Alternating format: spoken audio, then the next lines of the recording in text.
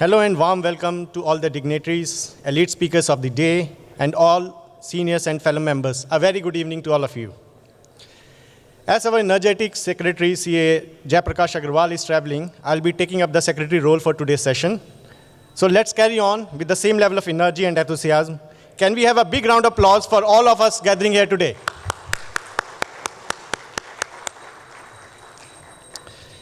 If we open newspapers, or we go to LinkedIn or any other social media, one thing is very common: corporate tax in UAE. This word has occupied our routine in such a way that if we don't hear it, we feel like out of the country. Taxation, though it sounds like a playground for chartered accountants, but even Albert Einstein once said, the hardest thing in the world is understanding income tax. So no matter how much we read, interpret, discuss, brainstorm, still there is a side to it which leads us to the study table. I'm sure many of us have seen that when the VAT excise was rolled over in the last few years. After an overwhelming corporate tax Q&A session last week on free zones and CT guide, here we are with another session which is going to take us to corporate tax and beyond. Today's session is structured in such a way that we are going to take a deep dive into some of the pressing issues on corporate tax, plus an angle to it which talks about impact of corporate tax beyond just tax calculations. Like before starting any occasion which binds us together, we always pay respect to what brings us here. So let's all of us rise to pay respect to our national anthem of India, UAE, and ICIM motto. Can I have technical team to play the video, please?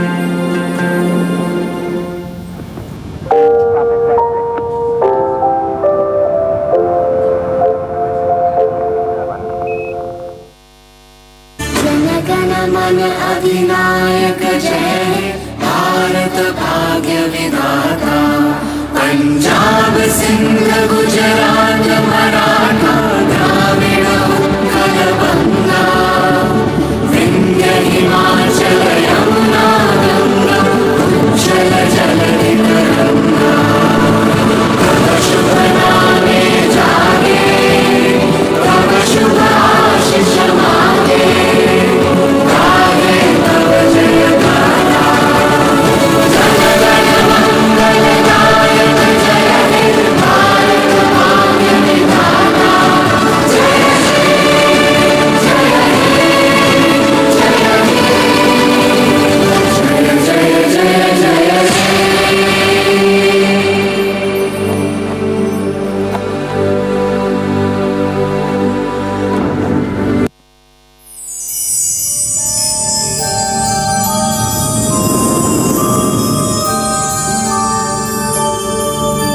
य एष सुप्तेषु जाग्रति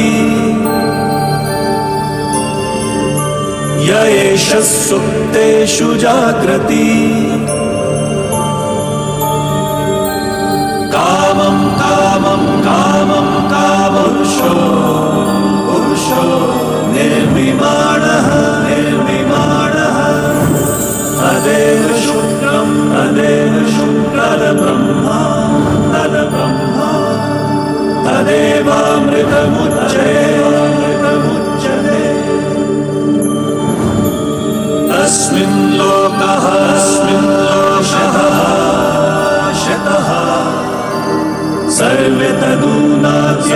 कश्चनान्यति कश्चन एतद्वैता एतद्वैता एतद्वैता एतद्वैता एतद्वैता एतद्वैता.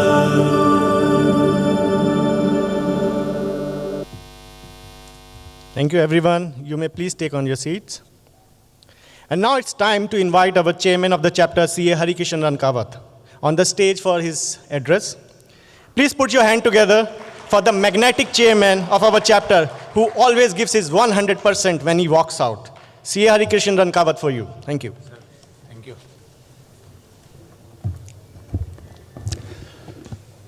Chief guest, Mr. Naresh Kumar, Galaxy Hour past chairman, Vice Chairman C. Rajesh Somani, Speakers of the day, C.A. Nilesh Asar, C.A. Dinesh Jangid, C.A. Mithilesh Reddy, and FCCA S. Patel.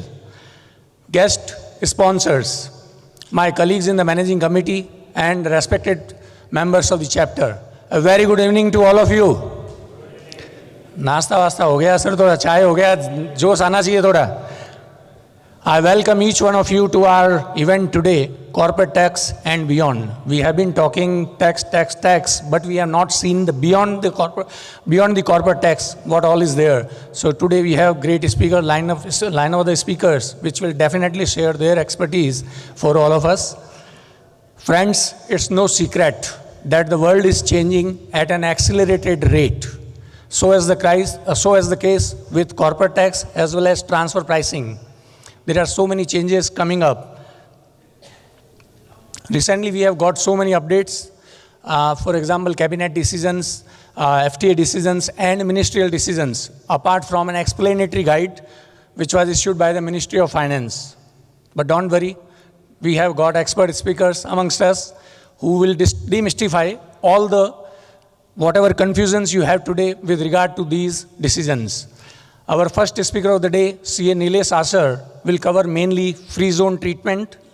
C.A. Mithilesh will cover practical implementation and challenges with respect to transfer pricing. C.A. Dinesh Jangid will cover corporate tax beyond just tax calculations.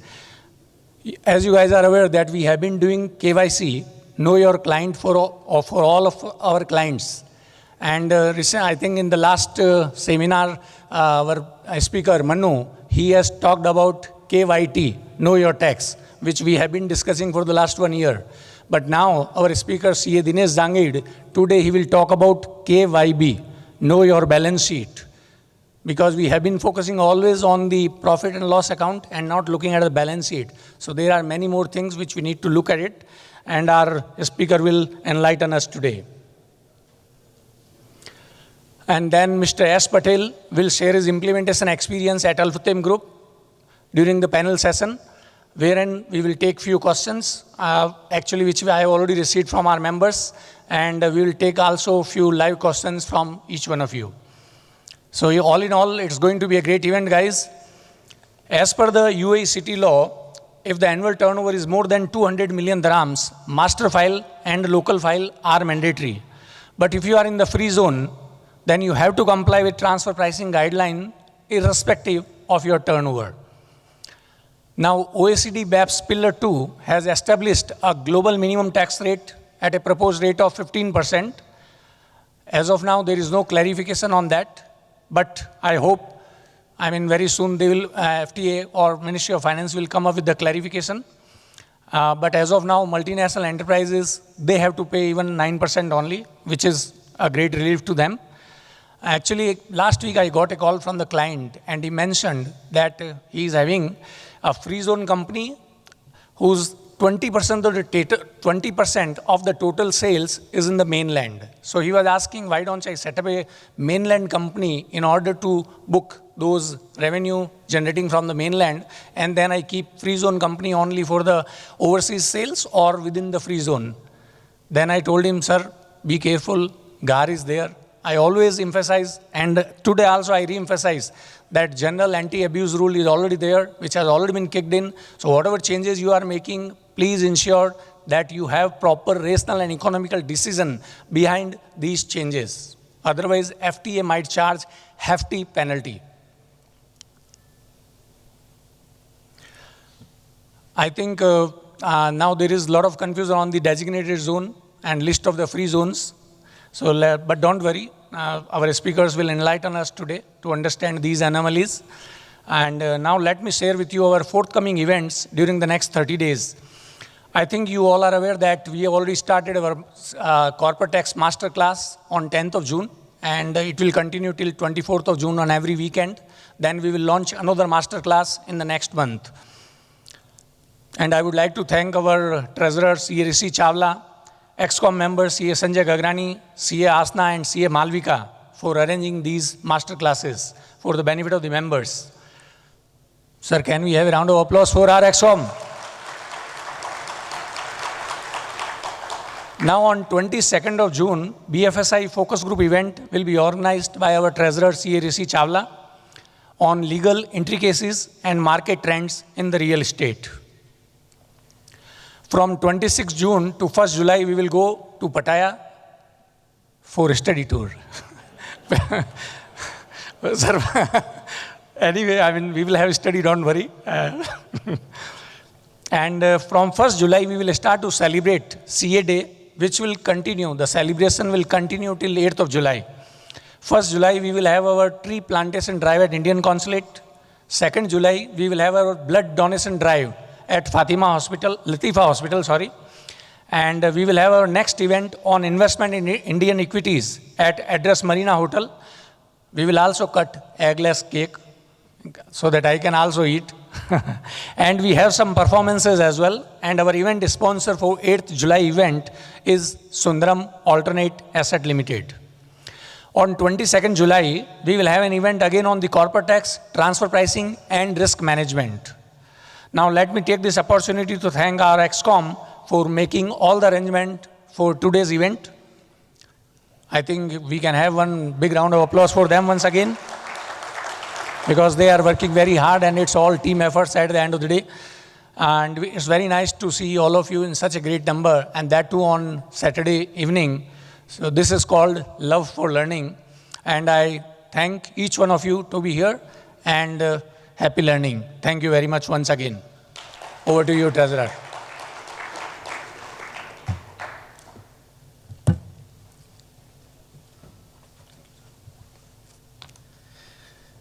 Thank you, CA Harikishan Rankawat, our chairman, for sharing the calendar ahead of us. And I promise you, when we go for the study tour to Pattaya, we'll print some corporate tax material for it.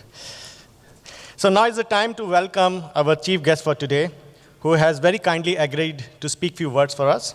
Though there is a lot to tell about him, but some things that stand out are as follows.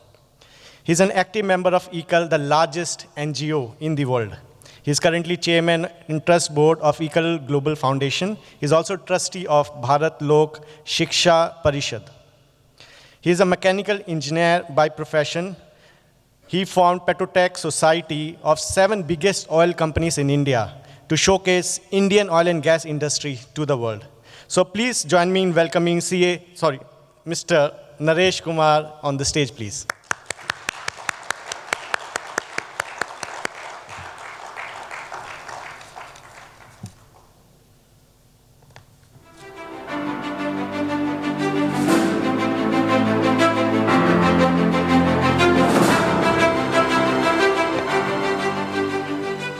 Thanks for your kind introduction, Chawla-ji.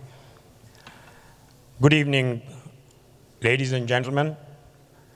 I'm very thankful to ICAI for giving this opportunity to me to address this very pronounced gathering in Dubai. I'm from Delhi. I live in Delhi, but my sons are here in Dubai, so I was visiting. And I'm privileged for this evening. On what I'm talking today is, or introducing to you, some of you already know about ECAL. We are part of, ECAL is the largest NGO in the world. ECAL is the lowest cost NGO in the world. We run more than 100,000 schools in deep rural and tribal areas of Bharat.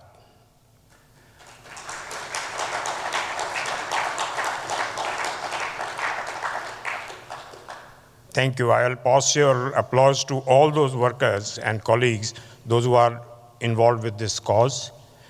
Just to mention a few more things or credibility about the ACL, because some of you don't know, ACL is recipient of Gandhi Peace Prize from President and Prime Minister of India, which is the highest award, highest national award for such kind of activities.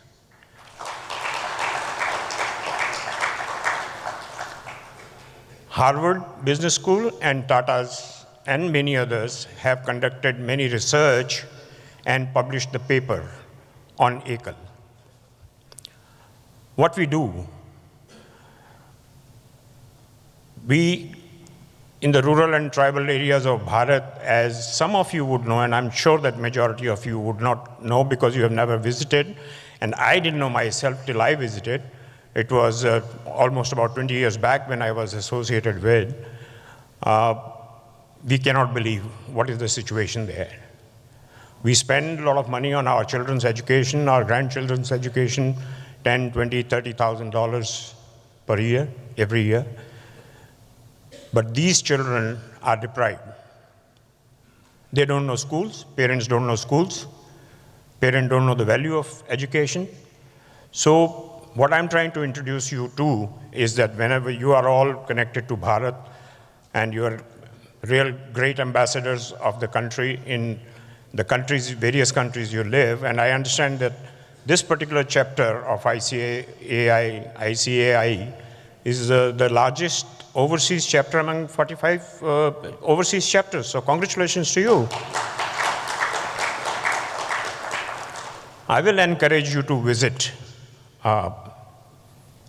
We call it so-called as Van Yatra because schools to sare one mein hai. So we call it Van Yatra, to visit the schools yourself on your next visit or whenever, along with family and friends. You don't have to do anything. Here the coordination is our great Pankaj ji, your former chairman, Pankaj Mundra ji, he is associated with that. Rajesh Somani ji has been associated for a long time with ACL. They will organize. Here Balkishan Singh ji is here. So they will organize everything. And it's all set systems. You have to not spend anything, only you have to enjoy your day. Just please find out that this part of Bharat we are visiting and the nearest school you see. And once you see, you will not believe your eyes that is this possible. Just to mention, USA, we have got a budget of about 300 crores every year, and almost 1/3 comes from our overseas chapter from US, Indian diaspora in US. The quality of US volunteers is that almost every 10 person in US is a contributor to ACL. Almost 50% of US population, Indian diaspora in US, knows about ACL. Are we successful in doing that in India? No. We are far behind that for various reasons, which we are expediting it now. Just to also mention, our Prime Minister's favorite project is ACL, because we are not taking one thing, no single penny from the government of India support. It's like you, me, him, and we are all workers also. So he mentions every time you meet him, he will ask, how's this doing? How many children now? Now about 2.7 million children are studying right now.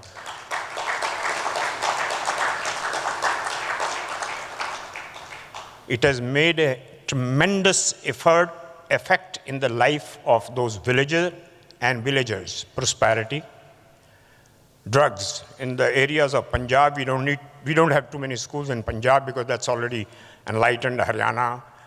But the border areas of Punjab, where there is a lot of drug abuse and drug prevalency, we opened the school.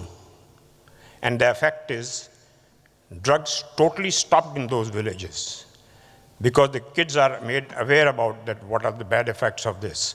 The parents, because Punjab is a very prosperous state, so people enjoy their drinks in the evening or afternoon or whatever. These children of ACL, they go and teach their parents not to go for sharab and all that kind of things or drugs or whatever. So when you go and visit those villages, they come and treat you as you are God because you have changed the lives of their children. Ekal is not only teaching, Ekal is doing sanskar shiksha, whatever dharam. We are not propagating any dharam. On Jammu Kashmir, we have got 3,500, more than 3,500 schools. Not one village has got stone pelting. Not one village.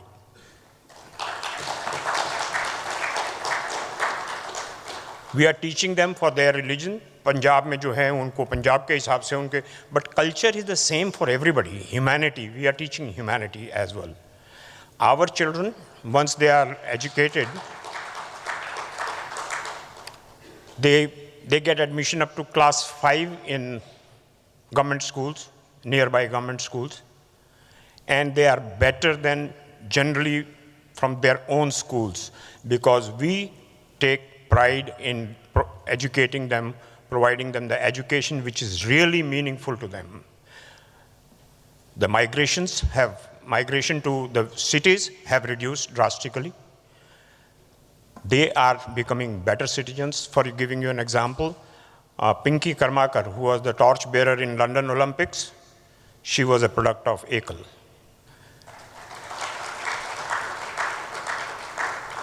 She is from deep, deep northeast region, never visited any city, never seen any train before that, and she became the torch bearer. So that is the kind of a value we bring. Middle East is a very prosperous part of the world, and you are fortunately placed here. We all, human beings, to whom God has made and given opportunity to be more prosperous than many of those underprivileged, we believe, I believe, all Ekalites believe that it is our responsibility to be doing something for the good cause of supporting those underprivileged. And I urge you, I'm not saying financially, whatever, please respect the laws of whichever country you are, but तन मन धन तीनों चीज़ें चाहिए होती हैं. जिस तरीके से भी आप लोग इससे जुड़ सकते हैं, I would welcome you, and I can assure you, I have seen in my own case, and so is the case of everybody, you directly receive the blessings of God. 2.7 million children whose education you are trying to support, you are getting the direct blessings. I have just touched upon few things only of Ekal. It's much larger. Ekal.org is the website. Very simple, ekal.org. I would encourage you to look at that. I was given 10 minutes and my phone says 10 minutes is over. Thank you very much for this opportunity and good luck. Thank you, Hari Kishan ji. Thank you so much.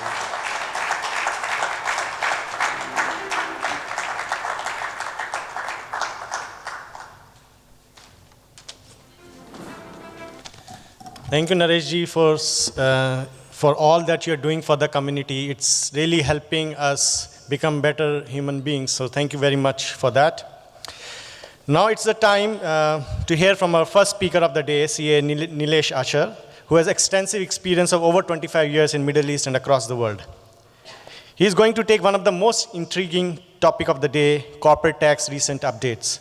And to formally introduce him, I'd like to request our Vice Chairman, CA Rajesh Somani ji, to please come on the stage, please. So big round of applause for Somani ji.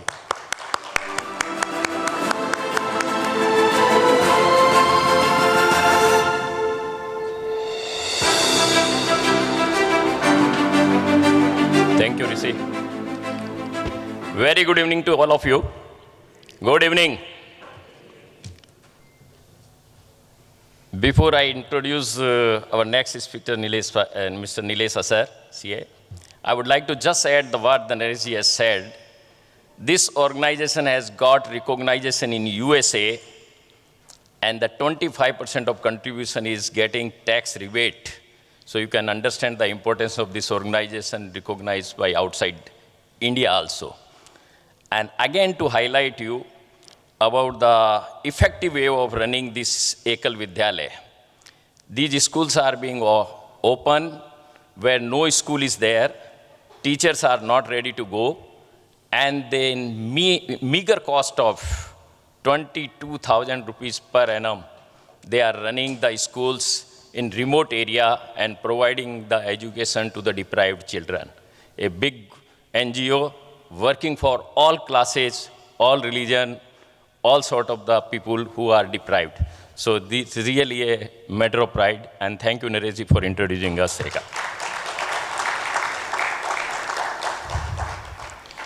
Dear Chairman Hari Kishan, honorable speakers of the event, CA Nilesh Bhai, Mithilesh Reddy, CA Dinesh Jangid, and Mr. Patel. Whenever a country or society is transiting from no tax to the tax regime, the subject cannot remain up to knowledge of the taxation and calculation of the taxation. The impact of this transition is bigger than calculation and bigger than knowing the tax provision.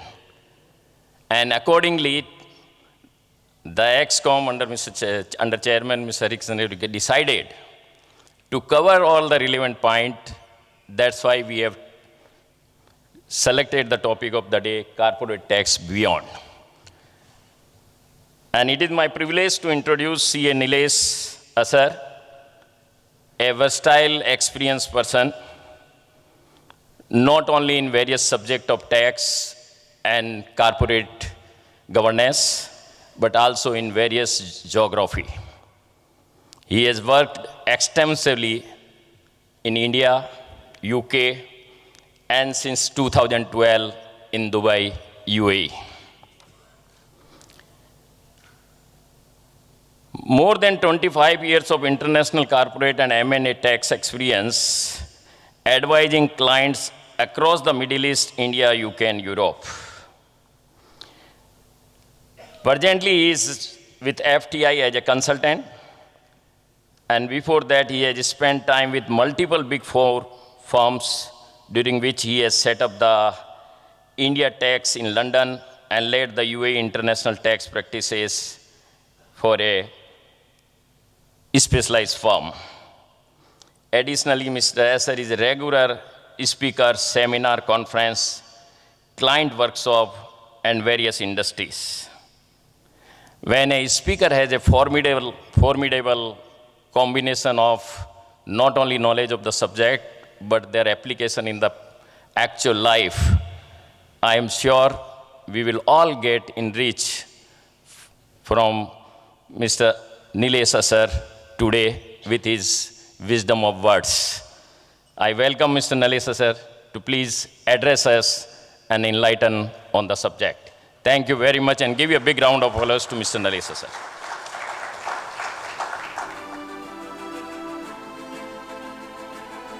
This is on. While we get the presentation up, thank you very much for the kind words, Mr. Sawani, and good evening to everyone. While we just load up the presentation, I think the topic that I've been asked to speak on today is recent updates on corporate tax. Before I start my presentation, I was in a cab, in a taxi last week, going home from, going to the office from a client meeting, I think. And the taxi driver from the south of India, he was talking about how expensive life has become in Dubai, with fuel prices now linked to subsidies, or dealing from the subsidies, the deregulation happening, Salik gates have opened up, etc. And he said, do you know what, sir? We also have tax coming into the country. It's become so expensive. This is a recent update. There is tax here. So I think the point of all of this is, obviously, tax and corporate tax is very topical. The common man seems to be talking about it. I had to give him the comfort that, look, it's only a corporate income tax or a tax on businesses. Personal tax is not there yet, so you and I are safe for now. So I think that hopefully made his afternoon. But before I kick off, time is always short to cover some of the recent updates. Since the law has been released on the 9th of December, I've now lost count, but there are about 22 or 24 updates from the Ministry of Finance, starting from the explanatory guide to the various ministerial and cabinet decisions that have been issued and circulars from the FTA.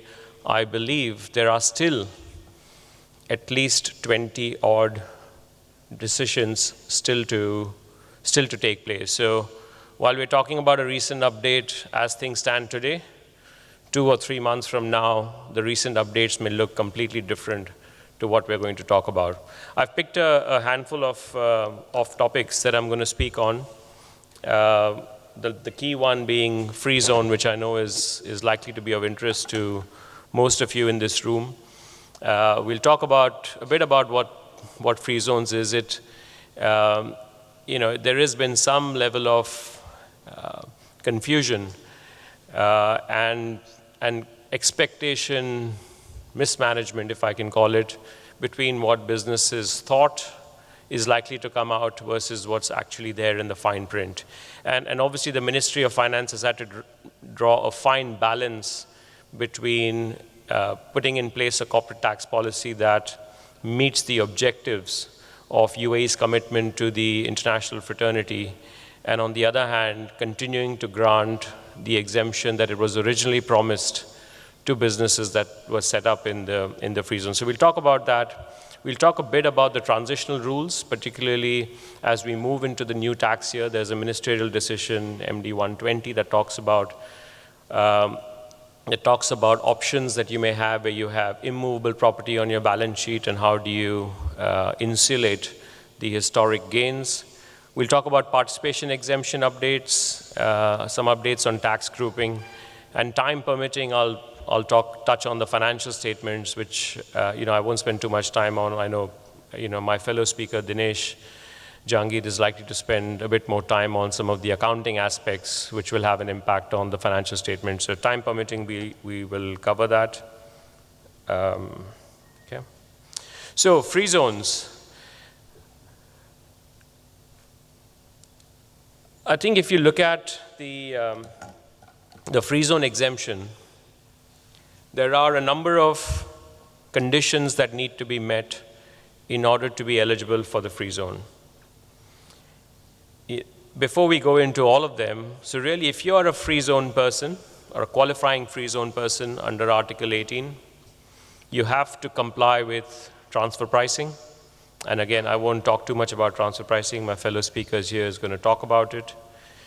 A qualifying free zone person needs to meet substance, and substance is linked to your core income generating activities being conducted in the free zone, as well as operating expenditure incurred in the free zone, including outsourcing that may be permitted to another free zone person. Now, the substance requirement is really somewhat linked to economic substance regulations. Many of you may be aware of the ESR rules by now. You may be complying with ESR already. The difference between ESR and the substance requirements in the free zone is that while from an ESR standpoint, you could have your substance needed to be in the UAE, not necessarily in the free zone. The cabinet decision seems to suggest that this core income generating activities and the substance and the outsourcing, etc., must be in a free zone, not necessarily in the wider state, being the United Arab Emirates. The third condition is around the free zone to be listed. I don't know how many of you may have, you are aware, but the qualifying free zone person is one that is incorporated, registered in a free zone. And a free zone is one that will be listed in a cabinet decision. So, and that cabinet decision is yet to be released. The press release that came with the free zone decisions said that businesses must contact their free zone to understand whether the free zone will grant that exemption or not. And just by show of hands, how many of you have contacted your free zone authorities to ask whether or not they will get the exemption, or it's a listed free zone? Few of you. Anyone in DMCC, Jabal Ali, DIFC? Yeah, those are likely to be there. Having said that, I would still urge businesses that are in free zones to actually wait for the cabinet decision to confirm whether or not the free zone that you're listed in, or free zone that you're incorporated in, is a free zone that is listed within the cabinet decision. There are a few free zones that didn't find its mention in the free zones that were set out for economic substance regulations. So I would just urge caution. So you need to be a company or a branch registered in a free zone that is listed in a cabinet decision, and that cabinet decision is yet to be issued. Okay, so assuming the majority will be covered, and therefore you'll be a qualifying free zone. The other condition is that a free zone person should not have elected to be subject to corporate tax under Article 19 of the corporate tax law, where you have the opportunity to make an election in the tax return to be subject to corporate tax, and therefore be eligible to some of the other provisions under the corporate tax law, being tax grouping, offsetting losses and profits against qualifying group companies, etc. So you should not have made an election. The fifth condition is that a free zone person needs to maintain audited financial statements on a standalone basis. And again, I won't talk too much about it. I'll let my fellow speaker, Dinesh, touch on financial statements. But a free zone person, which you may already be preparing financial statements, but that is a prerequisite.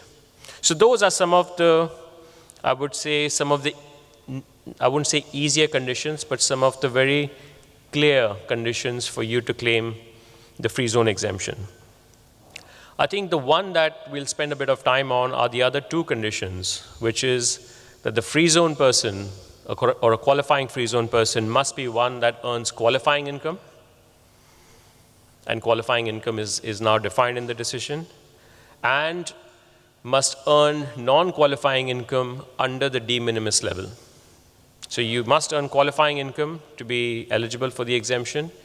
If you earn non-qualifying income, it must be below the de minimis threshold, which is 5% of your total revenue, or 5 million dirhams, whichever is lower. Okay? So those are the primary conditions, and failure of any of those results in payment of corporate tax at 9%, and you cannot, under the recent update and the ministerial decision, you cannot reclaim the free zone exemption for a period of 5 years. So the moment you fail any of these, you're subject to tax at 9%, and even if you rectify any of these conditions, you cannot start claiming the exemption for a period of 5 years.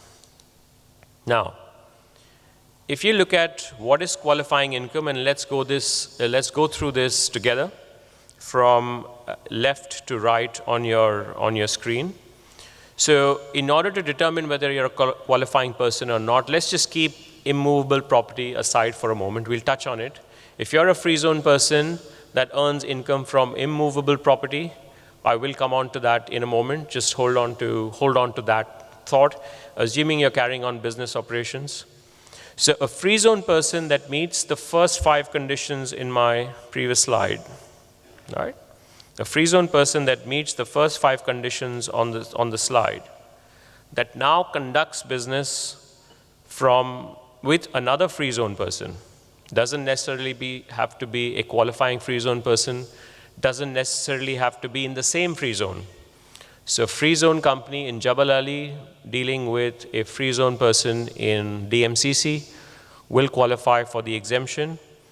All income with that free zone person is subject or eligible for the exemption unless there is any income from excluded activities, and there is a list of excluded activities that's provided in the law. But largely, excluded activities are your B2C, dealings with natural person, which is exempt. Any IP income that the free zone company may earn is an excluded activity. Any income from immovable property, which is other than a commercial property, is also in the excluded category. And there are a few others that are there. So all income is exempt or 0% except income which is excluded. Then if you have a free zone person, moving on to the middle of the box of the slide, if you have a free zone person that deals with non-free zone persons, whether that's UAE mainland or whether that's overseas, you then need to look at the qualifying income list. You need to then look at the qualifying income list to determine whether or not you will be eligible for the exemption. Okay, so the qualifying activity list or the qualifying income list is only relevant if you're dealing with a non-free zone person, a free zone person dealing with a non-free zone person. And anything other than a qualifying activity or an excluded activity will bring you within the scope of tax. And then you have dealings of the third category, which is largely any dealings with natural persons. Any dealing with individuals like you and me by a free zone person will negate the exemption as an excluded activity unless you're dealing with excluded activities which are your regulated wealth management, fund management, treasury services, aircraft leasing services, ship operation services. Those types of activities, to the extent they're dealing with natural persons like you and me, are not considered as excluded activities. And then you need to look at whether or not it's a qualifying activity or not. So if you walk into a restaurant in a free zone, or if you walk into a supermarket in a free zone and buy your groceries, that free zone company, whether it's a Carrefour or Lulu or wherever we go and shop, is unlikely to be able to get that free zone exemption because they're making sales to natural persons. Okay? Now, if you therefore have excluded activities, your excluded activities can also make you eligible for the free zone exemption, provided the income from the excluded activities is below the de minimis level. Okay, so if your income is below the de minimis level, and de minimis is lower of 5 million dirhams or 5% of total revenue of the free zone person. So if a large part of the activities of a free zone person is qualifying, but you've got less than 5% or 5 million dirhams, which is an excluded activity, that's fine. You will still get the free zone exemption on everything. Okay? So you do need to go through, and I'll run through some examples of this. I won't go through the whole list of qualifying activities and excluded activities that's there in the Cabinet Decision 55 and MD 139. So let's, in the interest of time, that's something which I will leave to you to read. Now, if you look at immovable property, this is interesting. Let's say you have a free zone person that has immovable property in its balance sheet. Firstly, you need to distinguish whether the immovable property is a commercial property or a non-commercial property. Let's focus on the top box for now. If you have a commercial property, you then need to determine two other things. Where is that property located and who is it leased to? So a free zone person that has commercial property, office building, warehouses, etc., if the property is in the free zone and it's leased to another free zone person, very clear, qualifying income taxed at 0%. If it's a commercial property in the free zone but leased to a mainland or an overseas person, which again may or may not be possible depending on the regulatory requirement in the free zone, it is an excluded activity, taxed separately at 9%, but the important bit is that it does not go into your de minimis calculation. Okay, so if you have a free zone property, commercial property in a free zone leased to a non-free zone person, it won't get the 0% exemption. It will be subject to tax at 9%. But let's say the income from such activity is more than 5% or more than 5 million. It does not taint the entire free zone exemption. This is important. However, if you see the next situation, which is commercial property in mainland owned by a free zone person but leased to anyone, leased to anyone, whether free zone person or not, but because the property is on mainland, it is fully taxable because it's an excluded activity, and it goes into your de minimis calculation. Okay, so be very careful. Is it a commercial property or is it non-commercial? Is it leased to a free zone person or non-free zone person? And depending on that, whether it's taxable at 9, but does it trip up your de minimis calculation or does it not? This is extremely important. Now, if you have non-commercial property, and the cabinet decisions have defined this to mean hotels, serviced apartments, Airbnbs, etc. If you have that property in a free zone, leased to a free zone person, it is an excluded activity taxable at 9%. Now, see the difference here. The property is in the free zone, it's leased to a free zone person, it is still not a free zone activity. It is a taxable activity, taxed at 9%, but it doesn't go into your de minimis calculation. So the distinction is between commercial and a non-commercial property. And then you go on, if the property is in the free zone but leased to a mainland or overseas person, it's taxable at 9%. Again, it does not go into your de minimis calculation. And the reason for that is because the property is in the free zone. Okay, property is in the free zone, it gets taxed, but is not part of your de minimis calculation. And then the third situation, which is fairly straightforward, if you have a property in the mainland, similar to the commercial property, it's an excluded activity, taxed at 9%, and it goes into your de minimis calculation.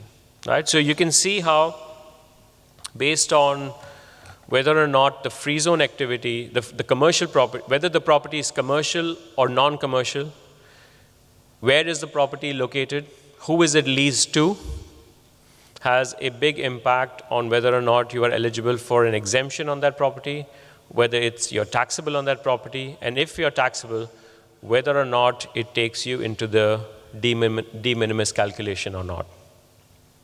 Okay? Some of the key takeaways, therefore, from a free zone update perspective is that the CGA's substance requirements have to be met, which is largely a core income generating activities similar to your ESR requirements, have to be conducted within this free zone and not within UAE. So it has to be in the free zone, not on mainland UAE. Free zones are designated geographic areas and they have to be listed in a decision.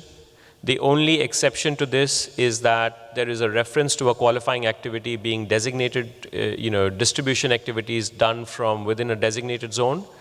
If that's the situation, if you are in a designated zone, you are, and designated zones are similar as those that have been listed for VAT purposes. Entities are otherwise not eligible to claim. If you're not in the free zone that's listed, you won't be able to claim the exemption.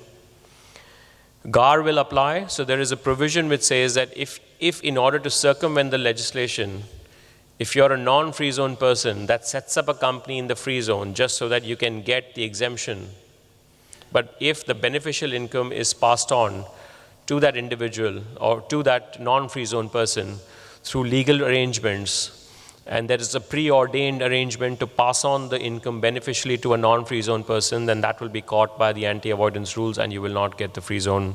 The company that's providing services to the free zone person will not get that exemption.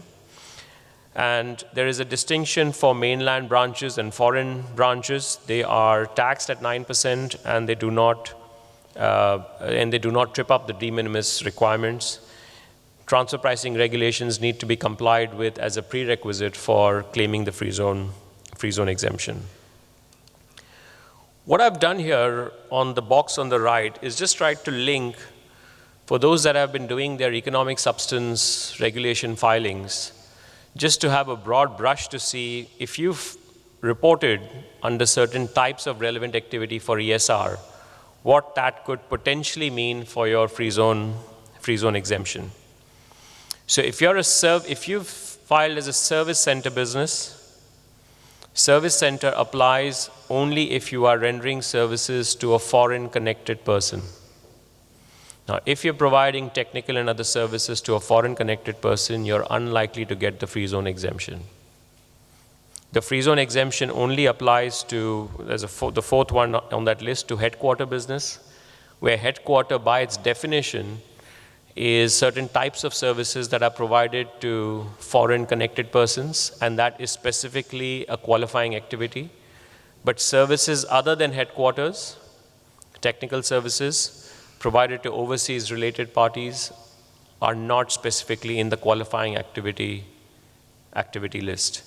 Distribution, drop shipment models, and I think I've got an example on this. Drop shipment models are unlikely to get the exemption, particularly if you're dealing with non-free zone persons. Distribution is a qualifying activity only if the goods are physically moving into and out of the designated zone, and they are made to a reseller who does not use it for end use. Only in those situations distribution. So distribution is a maybe, but conditions have to be satisfied. Lease finance, yes, to the extent leasing and financing activities are to related parties. It's specifically a qualifying activity. Headquarter we talked about. Holding company, ESR filing, likely yes, because holding of shares and securities is covered as a qualifying activity under the cabinet decision.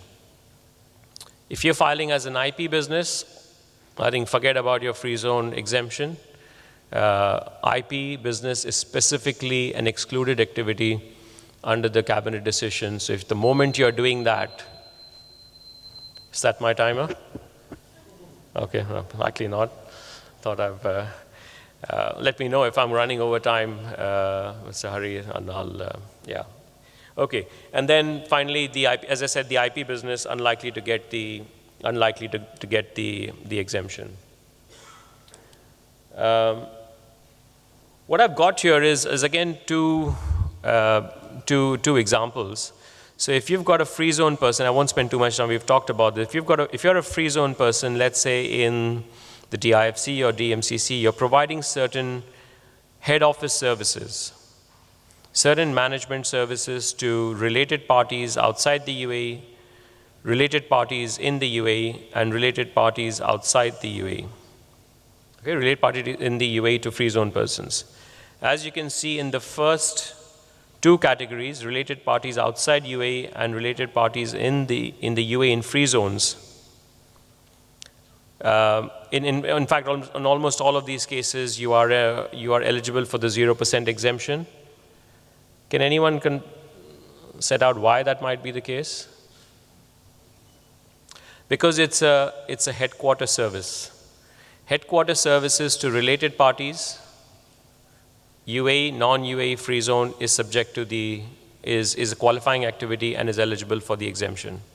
On the right-hand side, instead, if you look at the technical services, which are non-headquarter type services, it's only those technical services provided to free zone persons that are eligible for the exemption. 10 minutes more? Okay, excellent. I'll cover one or two other situations and then we'll move on. And then everything else is qualifying, is non-qualifying, and therefore to the extent they go over the de minimis limit, it will be subject to tax. And headquarter services, I've put out the definition. This is as per ESR, but we don't know whether there will be another definition coming through another definition coming through under the free zone guidance. Now this covers a situation of a drop shipment model. Under the drop shipment, you've got two situations here. There's a free zone company in the DMCC that is procuring goods from two sources on the left-hand side. In one situation, the goods are coming into a warehouse in Jabal Ali that the DMCC company has leased. In that situation, it goes through a drop shipment model directly to the consumer. As you can see, to the extent goods are moving in the bottom part, if you see, the goods are moving directly under the bill to ship to model. Because the customers are in foreign jurisdictions or in mainland, it's not eligible for the exemption, it's fully taxable.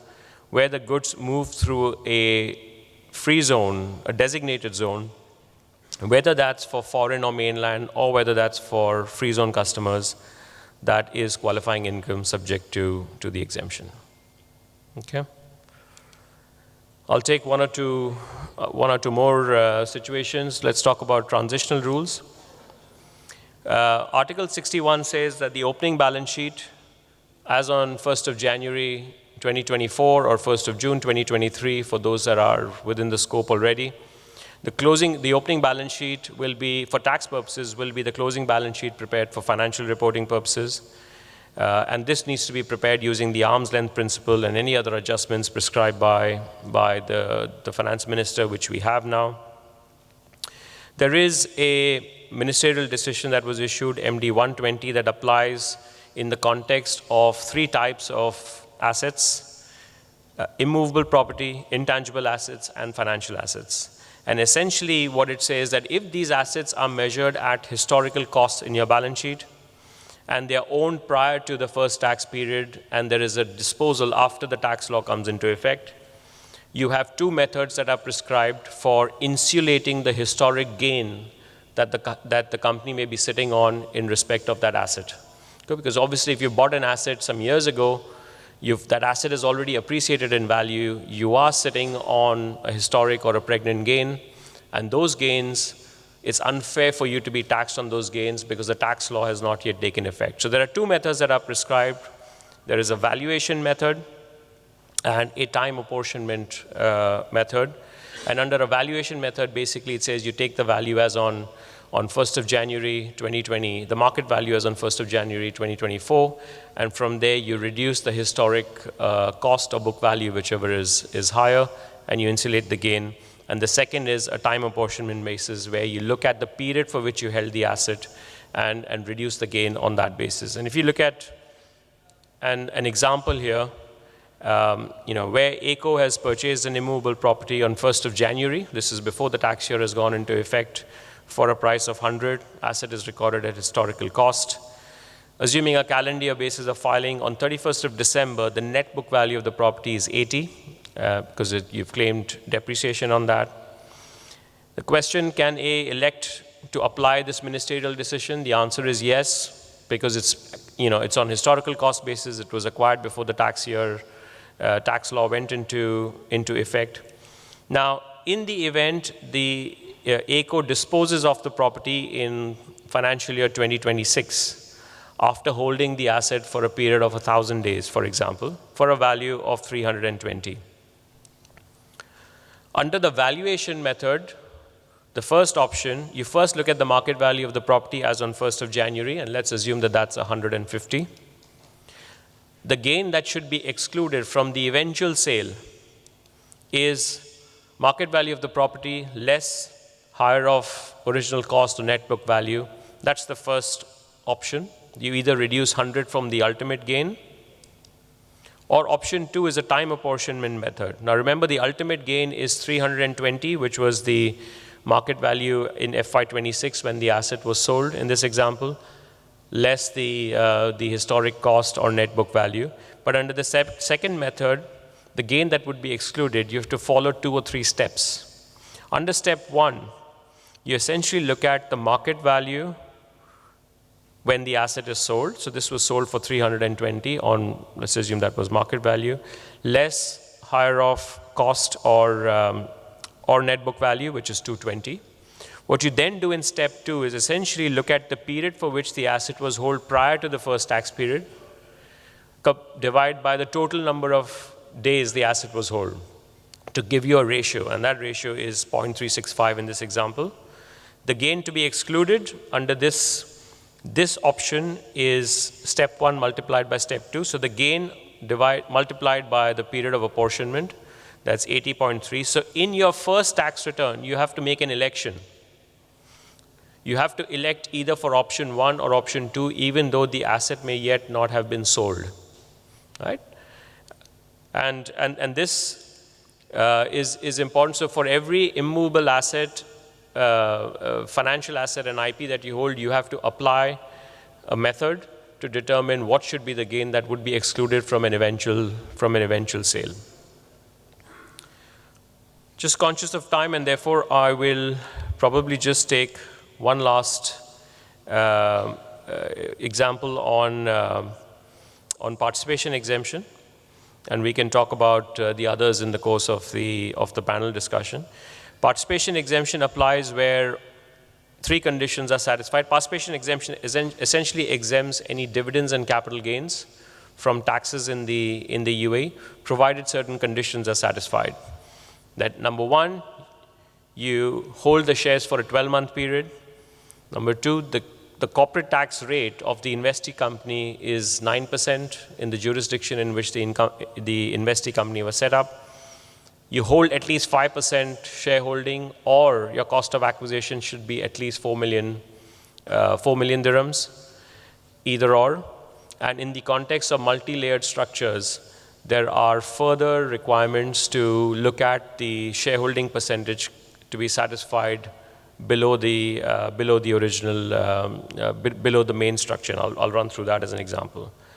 And Ministerial Decision 116 came out in this context, which talked about what is meant by ownership interest, and it includes ordinary shares, preferred shares, redeemable shares, other types of securities and participation and capital contributions. And what it also says is that for determining the ownership interest, you need to aggregate the different types of ownerships. You need to add the ordinary shares to the preference shares, and that ownership interest held by qualifying persons, which is a 75% grouping criteria, can be aggregated to determine whether or not you meet the 5% or the 4 million dirham situation.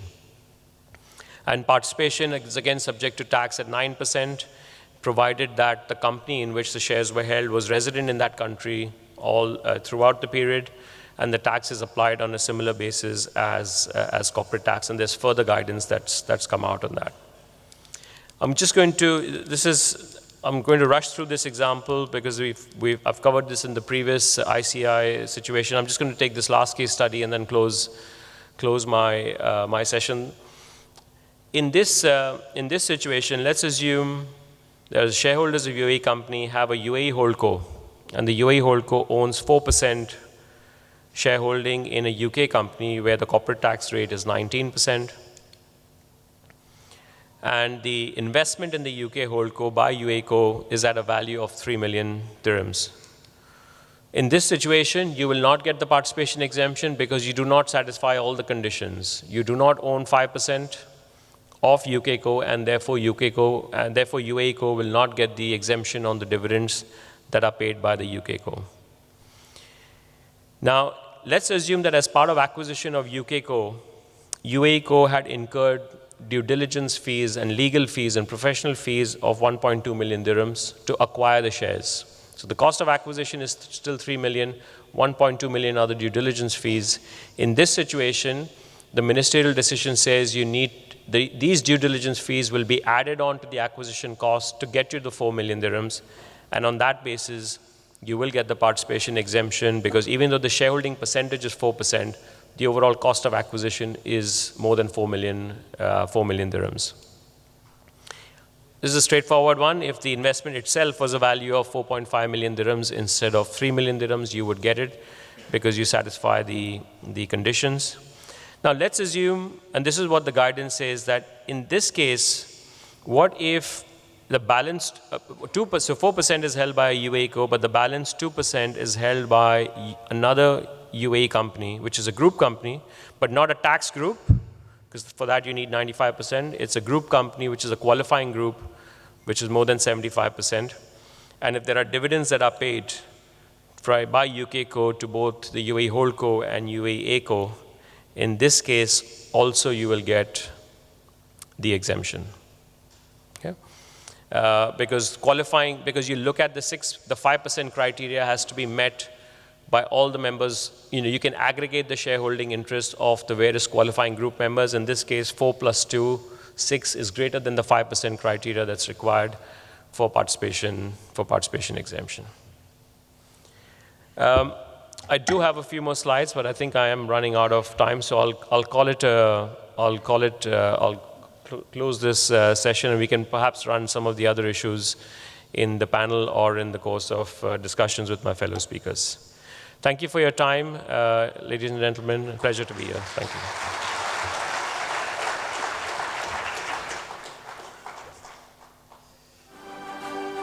Thank you, CA Nilesh, Asher, for enlightening us on such an important topic. And yes, you have got a lot of information to share. I'm sure we'll cover that in the moderation session, which is going to happen right away from here.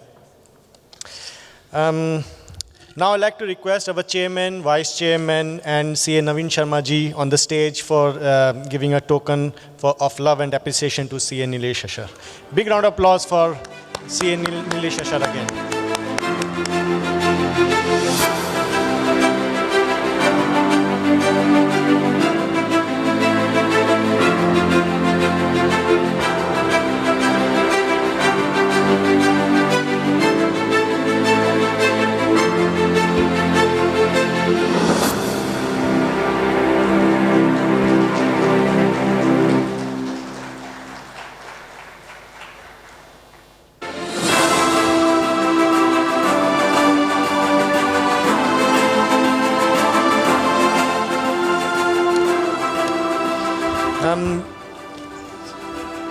Before we go further, I'd like to invite our speakers and panelists of the day, CA Nilesh, CA Mithilesh, CA Dinesh, and CA Ashfaq, and our ExCom member on the stage, please, for the group picture.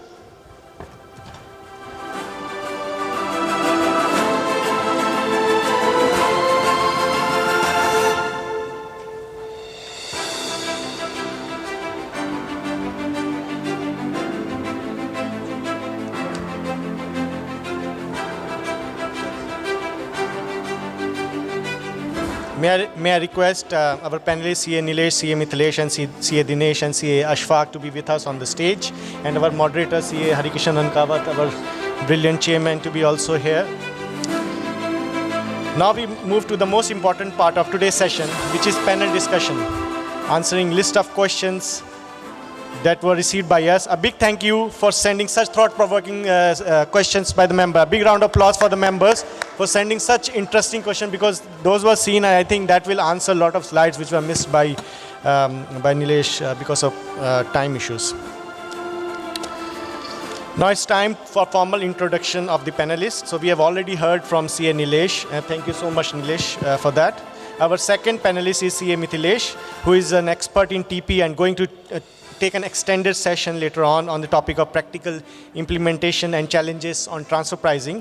To formally introduce him, I'd like to request our ExCom member, CA Malvika Kolera, to please come on the stage for the formal introduction. Thank you. So big round of applause for Malvika. Yay!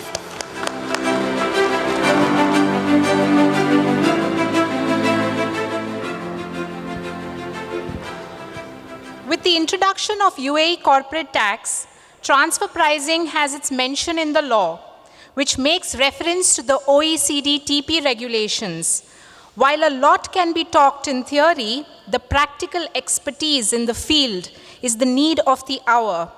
To speak about its practical implementation and challenges, and as part of the panel discussion, we have today with us CA Mithilesh Reddy. Mithilesh is the founder and CEO of SBC Tax Consulting, LLC, a boutique tax consulting firm providing specialized transfer pricing, structuring, international taxation, BEPS, and corporate tax advisory services. Previously associated with a Big Four, Mithilesh is the key resource of the ICAI for international tax and transfer pricing matters. Mithilesh has over 15 years of experience in management and consultancy, assisting clients with TP, tax advisory, and litigation. Recently, Mithilesh was also awarded the Times 40 Under 40 Brightest Young Entrepreneur Award 2022 and has been a guest speaker at certification courses conducted at ICAI Dubai and Abu Dhabi and various forums. Let's give a big round of applause for CA Mithilesh.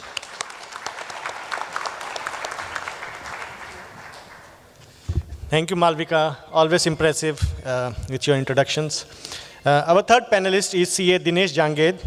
Also, he's going to take an extended session later on the topic impact of corporate tax beyond just tax calculations. I'd like to request our ExCom member, CA Sanjay Gagrani, to please join on the stage for his formal introduction. A round of applause for this hardworking gentleman.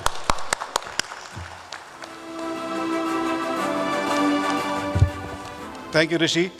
Good evening. Ladies and gentlemen and fellow tax-savvy professionals, welcome to today's Tax Tech event. We have a special treat for you, today's speaker, who is here to share his knowledge on UAE corporate tax and beyond. Know your balance sheet.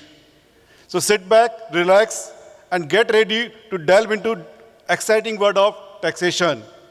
Maybe not exciting, but important one. So it gives me an immense pleasure to introduce formally next speaker, CA Dinesh Jangir, who is a fellow chartered accountant and also a member of ACCA UK, having more than 20 years of experience in consulting and assurance space, serving clients across India, Middle East, Far East, and UK. CA Dinesh is the first ever global council member of ACCA from India. He was one of the founding members of the market-leading accounting advisory practice at KPMG in India. During his tenure at KPMG India, he has led most of the complex IFRS projects.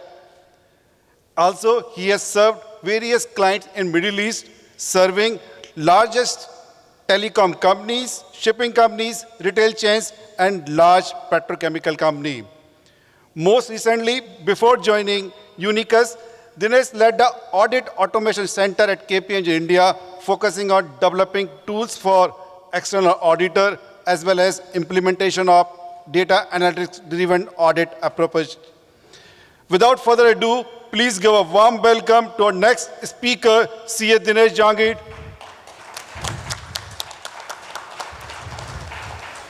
Thank you, Sanjay. Our fourth panelist is CA Ashfaq Patel. I'd like to request our ExCom member, CA Ashna, to come on the stage for his formal introduction. Good evening. Why is it such a big silence out there? We all talk about taxes. Does anyone here know how the word tax was derived? Silence again. It was derived from the word taxer. It means estimate. So tax is not just taxes, it goes beyond the word. So without taking much time, I would like to introduce Mr. Ashfaq Patel. He's a Group Tax Director, Al Futtaim Group, which operates in more than 20 countries. With a distinguished career spanning of over 23 years, Ashfaq brings a wealth of expertise from diverse areas of taxation. Throughout his professional journey, Ashfaq has proactively collaborated with tax authorities and finance ministries across more than 40 countries, cultivating a deep understanding of global tax regulation and best practices. He's a qualified, chartered certified accountant holding a fellowship of ACCA UK. Let's welcome him with a big round of applause. Thank you, Malvik, and thank you, Ashna. Brilliant, as always. With all the panelists and moderators on the stage, can we please cheer them up with a big round of applause?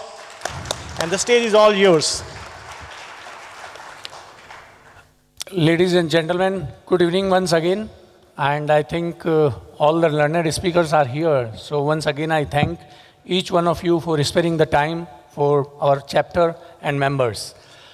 It's just a coincidence today, if you look at the name of all the speakers, Mithilesh, ending with H, Dinesh, ending with H, Ash, ending with H, and Nilesh, also ending with H.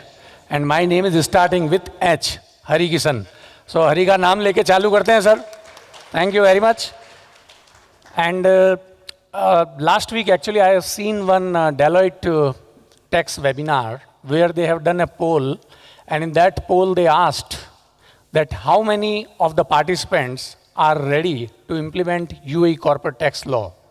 There were 972 participants, and the poll result came, I mean, it was not a surprise.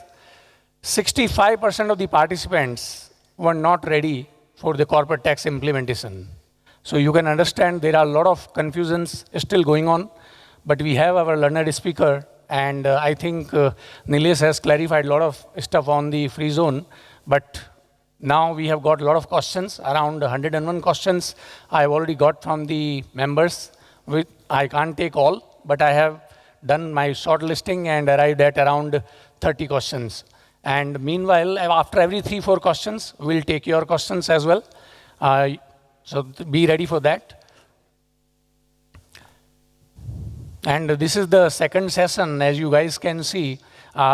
In less than 10 days, I have arranged another session, and we will continue to arrange UAE corporate tax session for the benefit of the chapter and members. Now, Ash is the one who has, today is not going to speak, but he has agreed to be part of the panel decision, and he's from the Al-Futim group. So I would like to ask him, first question, sir, what are the key components of a comprehensive tax readiness program? I need to take my glasses out for this one. And good evening, everyone. Wow, what a wonderful turnout. When Hari actually asked me to speak, in fact, I'm coming out of hibernation.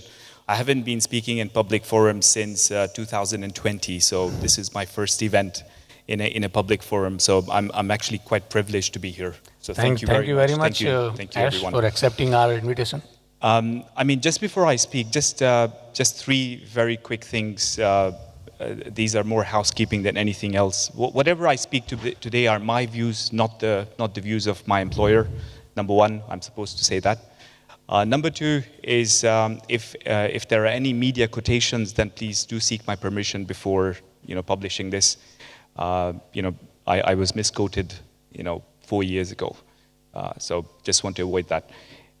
Thirdly, what we are here to do is to point you in the right direction, because I think we all know the Ministry of Finance issued a circular last month, which basically says that, look, not to rely on, in fact, they had asked everyone to rely on official publications and contents on corporate income tax. So what the panel will do today is to guide you in the right direction and give you some food for thought for you to take back and then retrace your steps around what you need to do in terms of the next actions.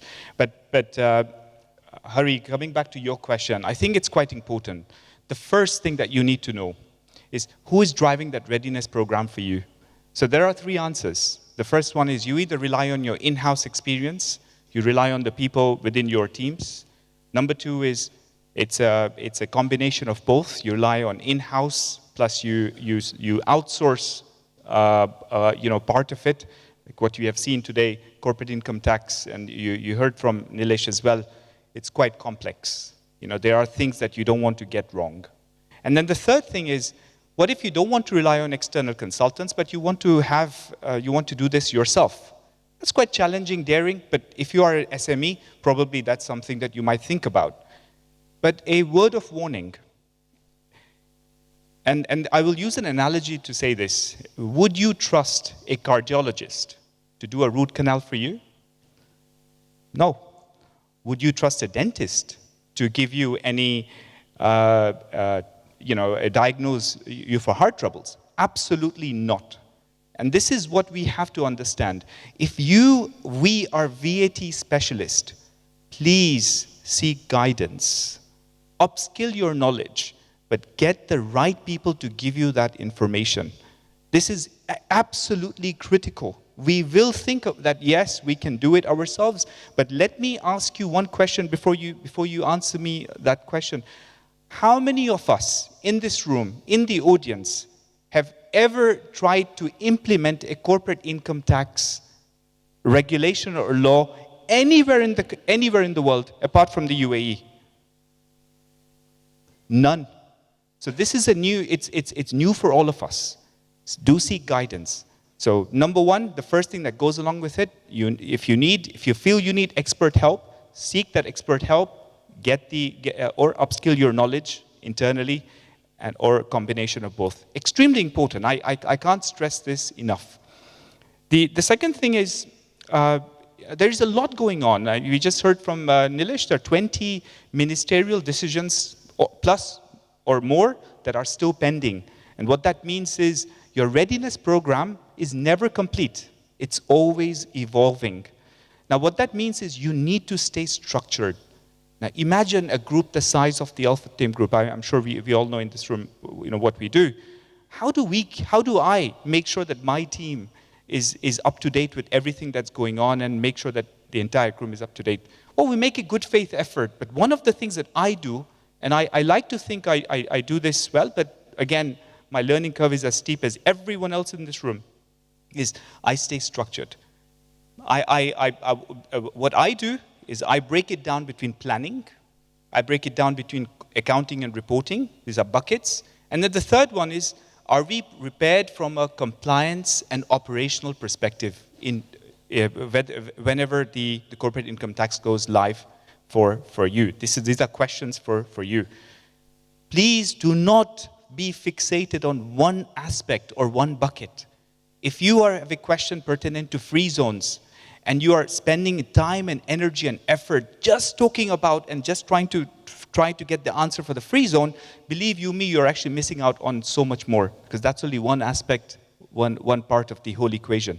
Number two is, if you are fixated on just accounting and reporting, and you're trying to think, what are my auditors going to do? What are they going to ask me in the interim financials or year-end financials, and how am I going to get up to speed with IAS 12, and how is current tax and deferred tax going to be calculated? You missed out on the operational side of things and the planning side of things. And lastly, if you are the person, I'm not saying you are, but if you are the person who's just fixated on compliance, that's all I care about, you have just missed out on everything. So I'm just going to summarize this.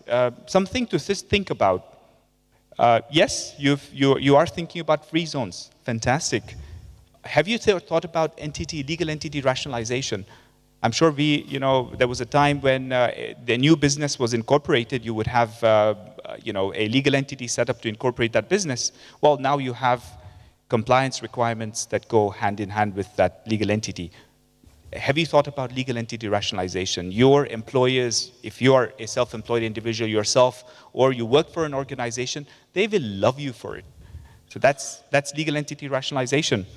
Then when it comes to legal, I'm here just talking about the planning side of things. I'm not going to speak more than 6 minutes here, Hari, if you allow me. But just some things to think about.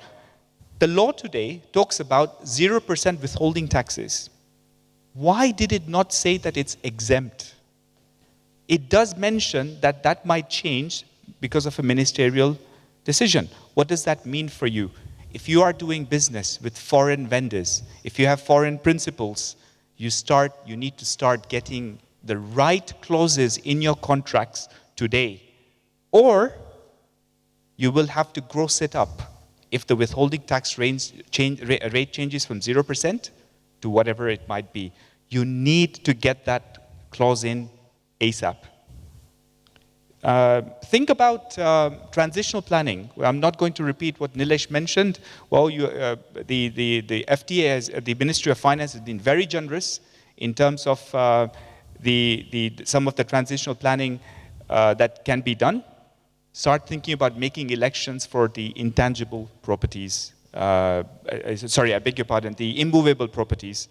That's something to think about from when corporate income tax goes live for you. What about balance sheets? Have you thought about what's in your balance sheet today, and what you are going to be carrying on into if you're going to go live next year? Have you thought about that? What about if you're going to be reversing a provision? What does that do? It credit to your P&L. From the law that it stands today, that credit to your P&L is going to be taxed at 9%, something that you don't usually find. You need to start thinking about your general provisions that you have been carrying since you have been operating. Start thinking about that. Start thinking about start thinking about substantiating what's going into your balance sheet today. If you don't do that, it's going to be a taxable event tomorrow. Also, foreign tax credits. We have in the past, when I say in the past, this is pre-corporate income tax world, we have lost on all withholding taxes that have been withheld by foreign vendors, right? When foreign customers, when they have made a payment to you. Well, If with the right documentation, you will be able to take a credit, and subject to certain conditions, you'll be able to take a credit here in the UAE, and when you file your return. What are those documents? Start thinking about it now. If you don't start preparing your documentation, and talking about documentation, again, I'm not going to give away, I know there's a whole session on financial reporting and accounting, so I won't go into a lot about there. But have you thought about what is the biggest challenge that a chartered accountant faces beyond accounting? Does anyone know in this room? What's the biggest challenge that a chartered accountant faces? IT information. What else? What is IT information is great. That's getting ready for IT. What's the biggest? Okay, let me say it in a different way. When you have your financial auditors coming to audit you, what's the biggest challenge apart from the fact that you're negotiating things with them? It's the documentation. You know, start thinking about documentation retrieval, documentation policies. Because if you don't have documentation, let me just tell you what's going to happen. And I'm telling you this from years from 40 countries where corporate income tax has been levied. The biggest exposure for any company is if you don't maintain documents that are required. The FTA in the guidance has already told you what those documents are. Let me just give you one example. What is the biggest expense on the face of your balance sheet? It's cost of goods sold. Are you able to break it down by foreign foreign purchases and local purchases? Are you able to break that down between the different components? Start thinking about that. Because when the FTA audits you, they're going to ask you for everything. And when I mean everything, twice as much as what your financial audit is asking you today. So you need to start having those documentation policies in order right now. I think you mentioned IT. I'm not going to go into that. I know, yes, in order to get ready for IT, you need to make sure your GL codes are in order. You need to know what your book-to-tax adjustments are today, etc., etc., etc. And lastly, that was on financial accounting and reporting. Last but not the least, compliance and operational readiness. Do you have the right people? Or do you need to hire somebody next year? Or do you need to prepare a budget for consultants? Start doing it now. It might seem very easy, right? It might seem, yeah, okay, you know what, I have it covered. But believe you me, finding the right talent or finding the right people to help you do it is going to be a challenge as the days go by. You know, there are hundreds of thousands of businesses here. Everyone is going to try to find talent. So try to get that talent now, just and pay them well. So. Reconciliations, it's going to be a big thing for you.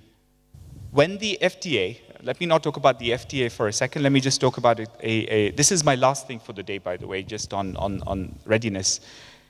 Any company operating in any country in the world is faced with the challenge of trying to reconcile items with a record that is prepared by the government.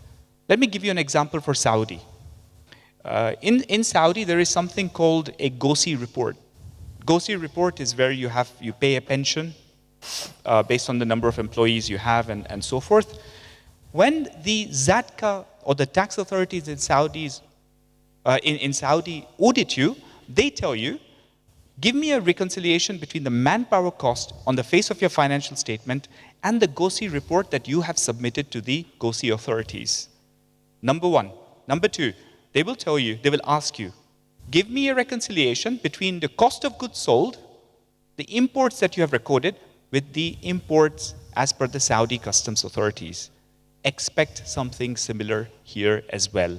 So reconciliations with government reports is going to be absolutely important. We as chartered accountants, we as tax professionals, we as the people who are going to be responsible for implementing corporate income tax need to know what's going into your financial statements, where it is, and more importantly, how does that tie into your corporate income tax law?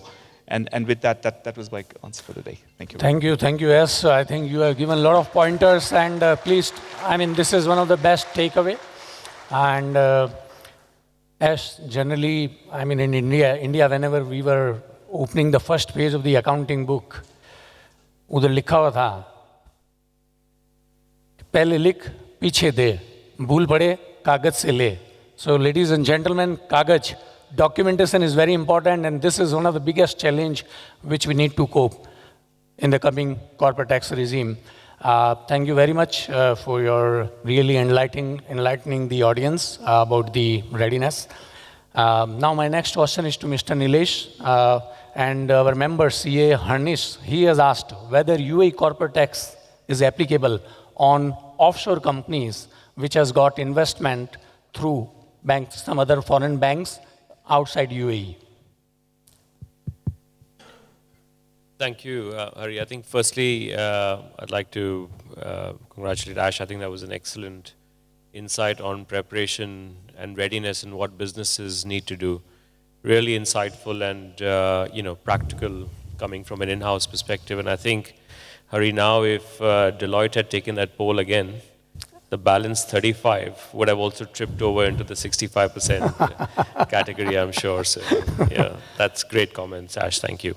On your question, Hari, a free zone company operating outside the UAE, is that the question, through bank accounts outside the UAE?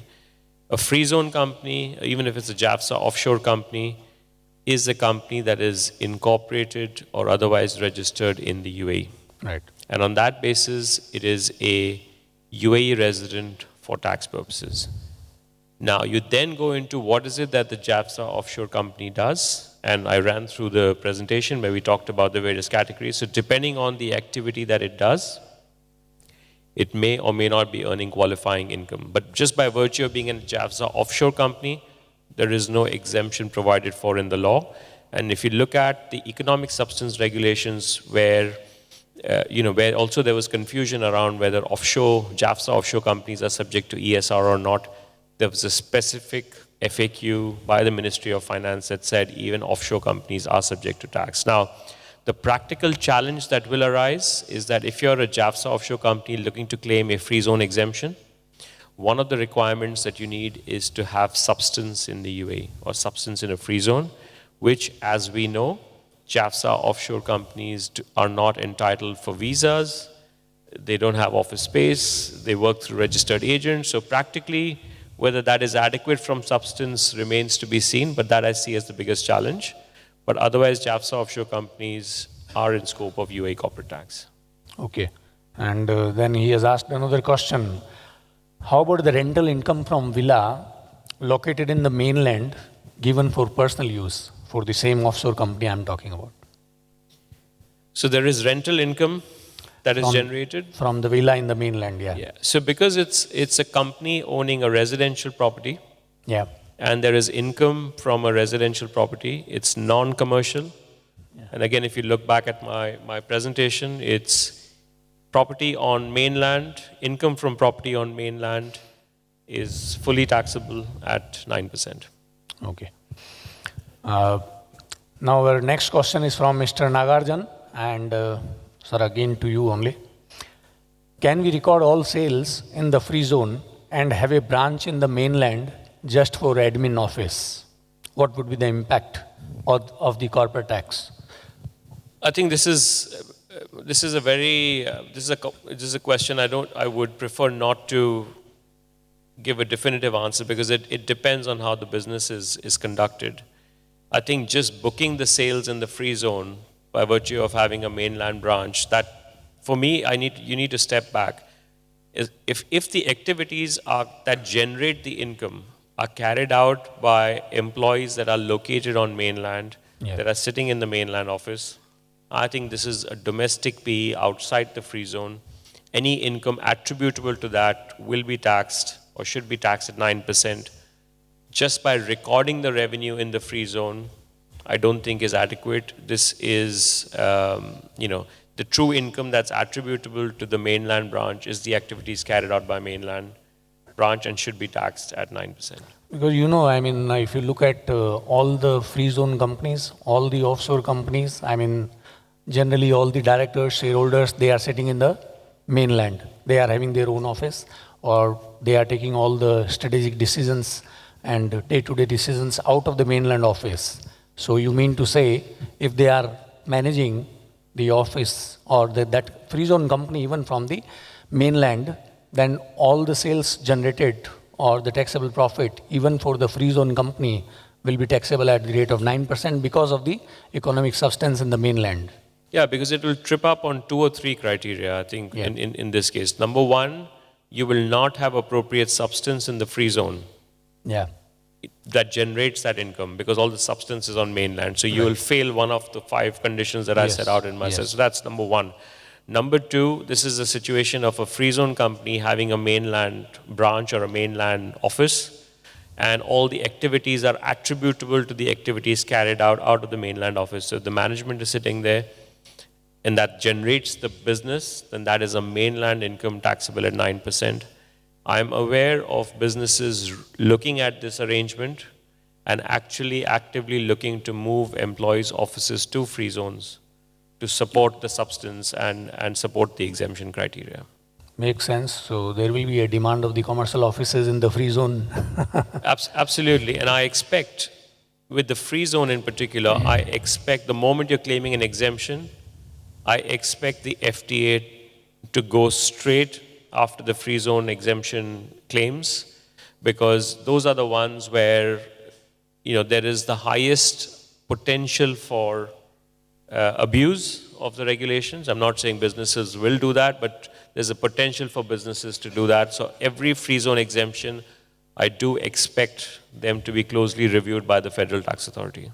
Thank you. Thank you, Nilesh. Now let me take up the next question with Mithilesh. Mithilesh, small business relief, whether it will be applicable for the free zone entities or not?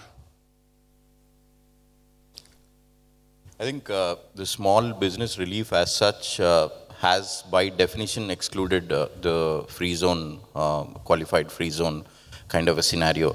So QFP, definitely not, sir. But free zone versus qualified free zone, like sir was highlighting, it's still a question mark, and how it will be defined and how it will be categorized is yet to be seen. But small business relief, as per the 73, ministerial decision, has excluded qualified free trade zone, free zone person. So I don't think small business relief can be claimed. Okay.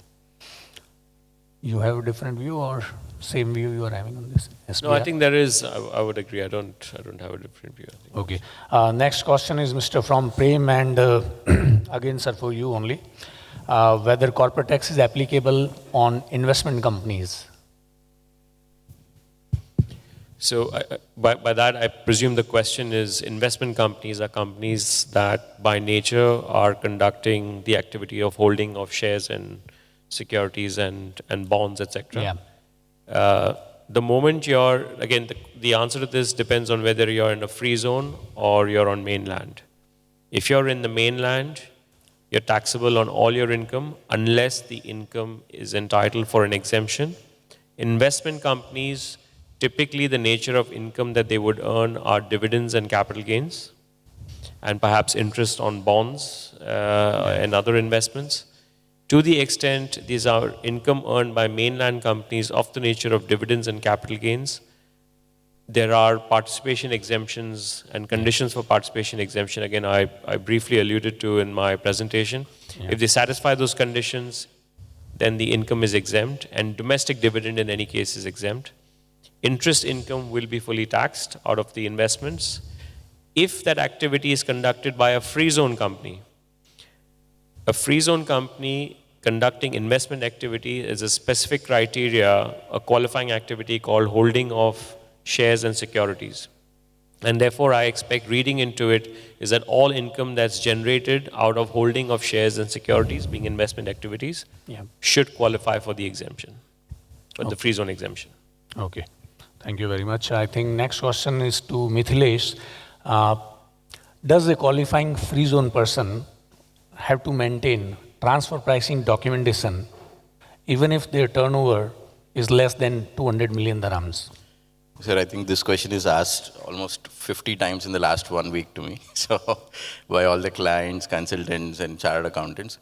See, I'll cover this extensively in my presentation, but as a snippet or as an answer to the sir's question, For all the qualified free trade zones, Article 18(1)(d) specifically says that you have to have your transactions at arm's length and you have to maintain transfer pricing documentation. So 34 and 55 are covered in the regulation or the qualifying free zone person definition as such. So when they have clearly mentioned 55, the TP documentation condition in the qualifying free zone person definition, it is obvious that you're subjected to transfer pricing irrespective. But however, after the ministerial decision 97, where the threshold limits have recently been announced, they've announced the 200 million AED as well as part of the threshold for maintenance of the local documentation. So all of you have to understand one thing, that is, maintenance of TP documentation is different from justifying the arm's length nature of the transactions internally, is one big deviation that most of them are getting confused about. So Article 34 is arm's length, Article 55 is TP documentation. Now coming to the specific question on threshold, whether 200 million AED, even if it is not crossing any qualified free zone, is not crossing 200 million AED. Once there is an audit prerequisite for the qualified free zone, once the auditor will be auditing the qualified free zone or books of accounts, he'll definitely question the related party transactions that are going to be in effect. So the arm's length nature even there will be kicked in and questioned. So from 2-3 perspectives, if you see 18(1)(d), 82 audit mandate, 97, from all perspectives, TP documentation, internal maintenance of arm's length and transfer pricing policy, intercompany agreements is a must. So you have to comply with transfer pricing for a qualified free zone person. Thank you. Thank you, Mithilesh. I think next question is to Mr. Dinesh. If I could just add Maybe, on that please. to Mithilesh's point, I think the ministerial decision 97 is on local file and master file. Yes. It does not cover another limb of the transfer pricing documentation, which is disclosure form, which will have to be submitted along with your tax return. And the disclosure form is you're expected to include details of all related party transactions in that disclosure form, the methodology that you're applying, whether or not these are on arm's length basis, etc. The form itself is yet to be released by the authorities, so we need to see the format. But I expect, and similar to the point you're mentioning, that the transactions for free zone companies, even under 200 million, will need to be done on an arm's length basis.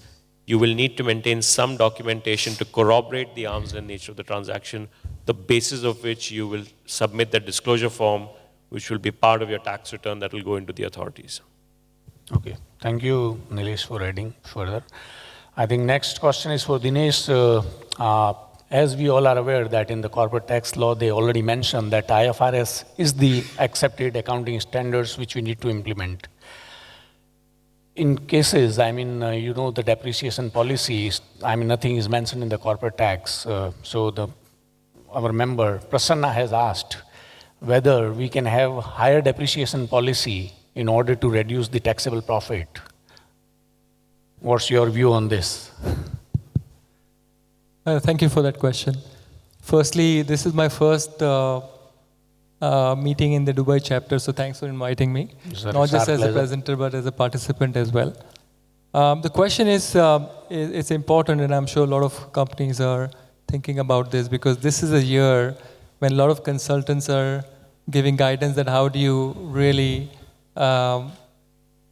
make any changes or restructure your financials or balance sheet in order to be ready for CIT implementation next year. So firstly, if you look at the CIT law, the way it says is, if you're following an acceptable accounting framework like IFRS, then that accounting profit as per IFRS is a good start for calculating tax. And the way the regulation is, you can be as close to accounting profit as you want. And there are adjustments which are optional to you. And you can choose to make divergence from accounting profit to calculate tax profit. And there are a few that I'll cover in my presentation as well. Okay. As far as depreciation is concerned, it's an accounting depreciation. IAS 16 under IFRS deals with depreciation, which basically says that depreciation is calculated based on an estimate of useful life and residual value.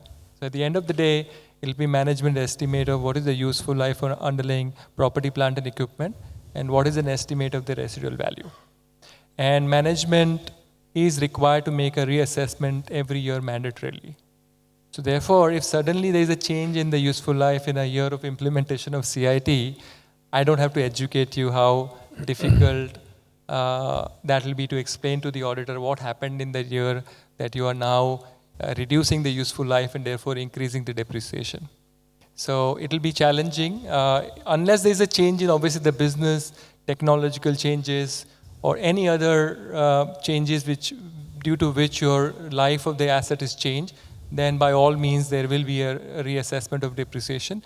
But if the business is standard, no real change in the current year, and then if you want to reduce the useful life, it will be challenging. Firstly, for management to satisfy themselves and board and audit committee, and then to the auditors.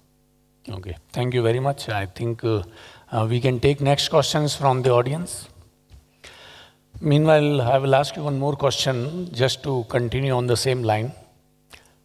Suppose, I heard from a lot of clients that they are asking us to revalue their assets. So what is your opinion on this, whether it will be falling under the GAR, or what is your view on that? So under IFRS, firstly, there are two models acceptable for accounting, cost model and revaluation model. Both are acceptable. But the important thing you need to remember is if you move on to the revaluation model, it's not a one-time activity. You have to keep up with the revaluation every, it doesn't say yearly, but whenever there is a change in the revaluation. So if you, let's say, move on to the revaluation model in the year of implementation, depending on the asset class, you need to keep up with the revaluation. And whenever there is a revaluation, you will be subjected to further scrutiny that who has done the revaluation, do they have qualifications that are necessary to value the asset? And then every period you need to look at revaluing further. So it's not an easy choice, but it is acceptable under IFRS. Can I just add to what was just said? So these two models, cost method and revaluation. So if you do move on to the fair valuation, it's a one-time exercise. It's permanent. You won't be able to go back. The drawback of going there is you cannot depreciate your asset. So if you stay on the cost model, you're able to depreciate your asset and take that as a tax deduction. Fair valuation, yes, your step up in basis goes up, but you cannot depreciate that asset. So it's a one-time exercise there, unless there are any other IFRS principles that can override that. Yeah, I think just to add, I think this is where, I'm not an expert on IFRS, but I think businesses may be looking to do this where assets that are on historical cost basis have been fully depreciated already. And therefore they may look for whether there's a move to a fair value basis that you can do. But I think the other risk of moving to a fair value basis is that unless you then do any elections that are provided for in the law, any subsequent fair value movements and unrealized gains would be taxable unless you make an election to follow a realization basis. So I think you do need to evaluate all of those aspects before taking a decision to try and move to a fair value basis. Yeah, thank you very much, Nilesh and Ash, for adding your point of view on this. Yeah, I think we can take the question from there. Good afternoon. Okay. Hi, good evening. Good evening, sorry. My question is regarding free zone. I had an excellent presentation by Nilesh Bhai on this. We are a free zone entity, but we have revenue generated from IP business, intellectual property, exploring intellectual property. Now, in the ESR, we have disclosed headquarter business and intellectual property business. It's part of revenue from IP. So will the de minimis rule apply for us, or it will be flatly not allowed? We are not allowed to claim exemption of qualifying income. So I think what I understand, you've got both IP and headquarter business in your free zone company. And we have some other business. And some other things. So to the extent it's income from IP, it's an excluded activity and goes into your de minimis calculation. Okay.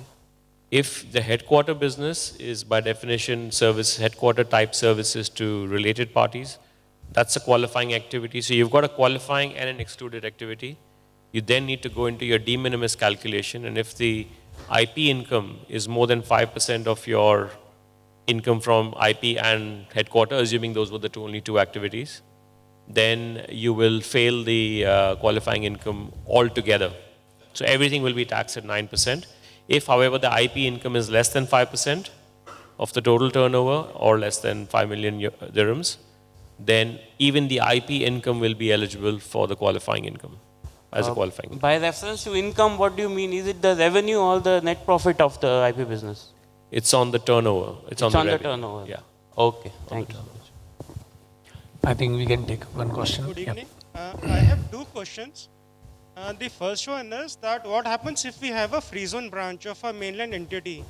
Will that be, can that be as a qualifying free zone separate, and can we claim an exemption on that one? Short answer is yes. I think that was clarified in the explanatory guide, that a free zone branch of a mainland company will qualify for the exemption. Okay. I have one more question. In the qualifying activities. Sir, Nilesh bhai, bill bhejna padega, sir. Chaliye, anyway, you ask that question, no problem. In the qualifying activities, export of goods is included, but export of services is not included. So I just wanted to understand what could be the rationale for excluding the export of services from qualifying activities. Sorry, why did you say export of goods was covered? In the qualifying activities, one is that export of goods is covered as part of qualifying activities to outside parties. Well, it's only distribution through a free zone, through a designated zone that's covered. If it's export without the goods moving in and out of the UAE, that's still an excluded, that's not a qualifying activity. Okay? So just to clarify that. Export of, I think the popular expectation was that a free zone company that earns income from outside the UAE, whether it's through goods or services, would qualify for the exemption. That was the popular expectation, or the belief that the businesses had. I think they have turned this around, and now only free zone to free zone income or free zone to free zone services is included. I suspect the reason for that is to draw a balance, and again, these are my personal views, not those of the ministry, and there's no guidance or rationale given by the ministry, but I suspect it's to make sure that the free zone exemption is valid only for certain types of activities, and certainly dealings with free zones are covered. And as long as you're providing headquarter types and other services for the group, those are obviously covered as qualifying activities. So I think that, I suspect, are the reasons, but we'll never know. Next question, I've got it from Mr. Soma Sundaram for Nilesh. He's, I think, having a DMCC company whereby a transaction, he's importing the goods, or rather mainland distributor is importing the goods directly in the mainland under its custom code, and the only invoice and packing list were raised by DMCC company. So whether this transaction will attract 0% or 9%, that's what he's asking.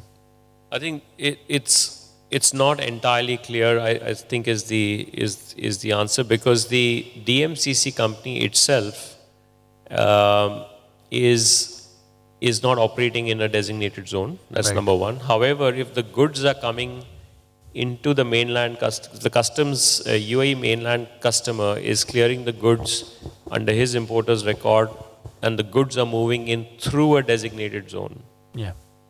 And provided the goods are meant for resale and not for end consumption, there is a basis to argue that you still satisfy the conditions. Okay. But it's not absolutely clear in the way the guidance has come out yet. Okay. So, I mean, there are a lot of questions. I mean, people are asking about designated zone. I mean, DMCC is not a designated zone, but if the customers based in DMCC's free zone or any other free zone which is non-designated zone, if they are importing and exporting through the JAVJA or designated zone, then whether they will have all the sales as qualified. Yeah, looking at the definition and the definition of qualifying activities, Yep. and looking at the intent of the law, I would like to believe that they should qualify for the exemption, because the ministerial decision or the cabinet decision which talks about qualifying income does not say that the goods have to be imported by the same free zone person through a designated zone. So as long as the distribution activity is happening through a designated zone, the activity is a qualifying activity, and I'd like to believe a DMCC with a JAFZA import structure meets the spirit of the legislation as well, and it should be eligible. But again, it's not very clear in the guidance so far. So anyway, let's wait and watch. I think we can take up one question from Navinji. Yeah, please go ahead. Nimesh bhai, yeah. My question is with respect to. My question is related to golden jewelry companies. Sir, you can take the mic little closer, then it will be okay.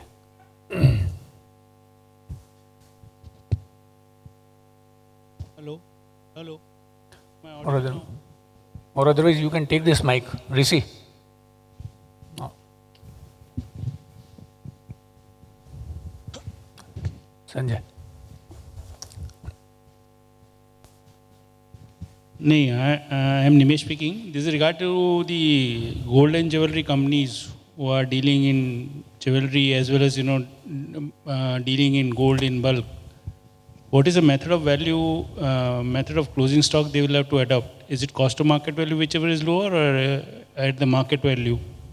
Maybe because some IFRS principle talks of market value to be taken into consideration. So generally under IS to inventory, cost or NRV, whichever is lower, is the method that is prescribed under IFRS for valuation of inventory. Unless you are going with a market value or fair value approach, which could also be acceptable for certain industries. But normally inventory valuation is cost or NRV, which is lower. Okay, thank you. Thank you, sir. I think Navinji, please. Hello. Hello. I just want to add a scenario to a question already asked. JAFZA company is having a mainland property, a villa, and that rental income is coming to the JAFZA company, and the owner himself is occupying the villa, and he is living for the last 10 years. So I just want to know two things. Is there any transfer pricing is applicable? Considering that in Saudi Arabia, there are no transfer pricing below 6 million Saudi Riyal. So are we waiting for the transfer pricing minimum limit? This is one. Secondly, if the JAFZA company is ultimately owned by a foundation. Ultimately owned by? A foundation. A foundation which may be in any foreign location. So the answer is different. To know now whether that's a free zone question or a transfer pricing question, which I think, Navinji, if I understood you correctly, there's a villa on mainland occupied by the owner. The owner, I presume, is the owner of JAFZA company, or ultimately a beneficiary in the foundation that's above the JAFZA company. Yes. If he's the owner living in the villa, presumably he's not paying any rent to anyone. Correct. Right. Now, the rules on immovable property says that there must be income from immovable property for it to be taxed. Now, the owner of the JAFZA company, ultimately as the beneficiary through the foundation, is likely to be, and Mithilesh, correct me if I'm wrong, likely to be a connected person or related party and a connected person under the transfer pricing or the related party rules. And what the rules require is that any transactions with related persons or connected persons, related party or connected persons, must be on arm's length. So the question that comes is, would you allow me to live in your villa without any rent? Answer is no. And if that's the case, is there a deemed market value rent that should be imputed for the owner that stays in the property, and should the JAFZA company be taxed? Should the JAFZA company be taxed on it? The other way, so that's one element. The other way to look at it is whether you look at the spirit of Cabinet Decision 49, which talks about individuals and income arising from investment and real estate income arising from investments. And this is really real estate income of the individual, if at all, ultimately through the structure, which is not a commercial activity. But I think, you know, the law and the guidance is hazy on this as far. I think the risk of there being a connected party imputation of deemed rent and therefore taxability does arise. And I don't think the ownership through the foundation has any bearing on that, because you look at the company level being the JAPSA company, unless anyone on the panel has a different view.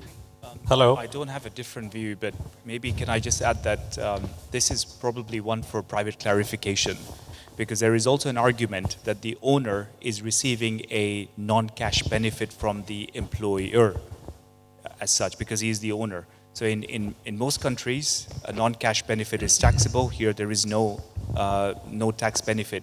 So probably that portion of, there is probably an argument to say, yes, there is a taxable, it is taxable, but there is also another argument to say that it's a non-cash benefit given to the owner as such. So just something to consider there. Thank you. Yes, I think. Yeah, particularly I think if the owner is also involved in the business, there's maybe a merit in that. Yeah, I agree with your point, Ash. So, good evening. Hello. On a transfer pricing side, if the rent of the villa is say $1 million dirham, and we are waiting for the transfer pricing minimum limit is say 5 million. I'll so explain. No documentation required, or we are waiting for the limit? In the entire transfer pricing decree, or in the provisions, or in the entire provisions that they have announced till now, there is no reverse imputation kind of scenario. So until unless there is a payment, until unless there is a arm's length nature test that is being imputed into you, there is no requirement till now officially written. In India, I'll just give you an example. There is a provision called 92(3), where the reverse imputation or reverse adjustment should not be done. So there is a specific provision written in the income tax law. There is nothing of that sort here. Now, if you want this to be taxed and going back into the DFZ or going back, the income might go back and get taxed is the apprehension that you have, right? So that's the question that maybe you are afraid about. Now for that, whether we can go for a clarification is one part, and whether we are going to do any voluntary TP adjustment is another part. Voluntary TP adjustment provisions are also not clear yet. So if at all you do any market value estimate by yourself, stating that in that area, in that villa, per square feet or per market value, whatever in terms of recognition, if you want to do and you want to offer the non-cash perquisite kind of a scenario into the DFZ, and anyways it's a residential property, anyways it's outside the free trade zone, so I don't think there will be any question on qualification and question on taking a exemption aspect of it.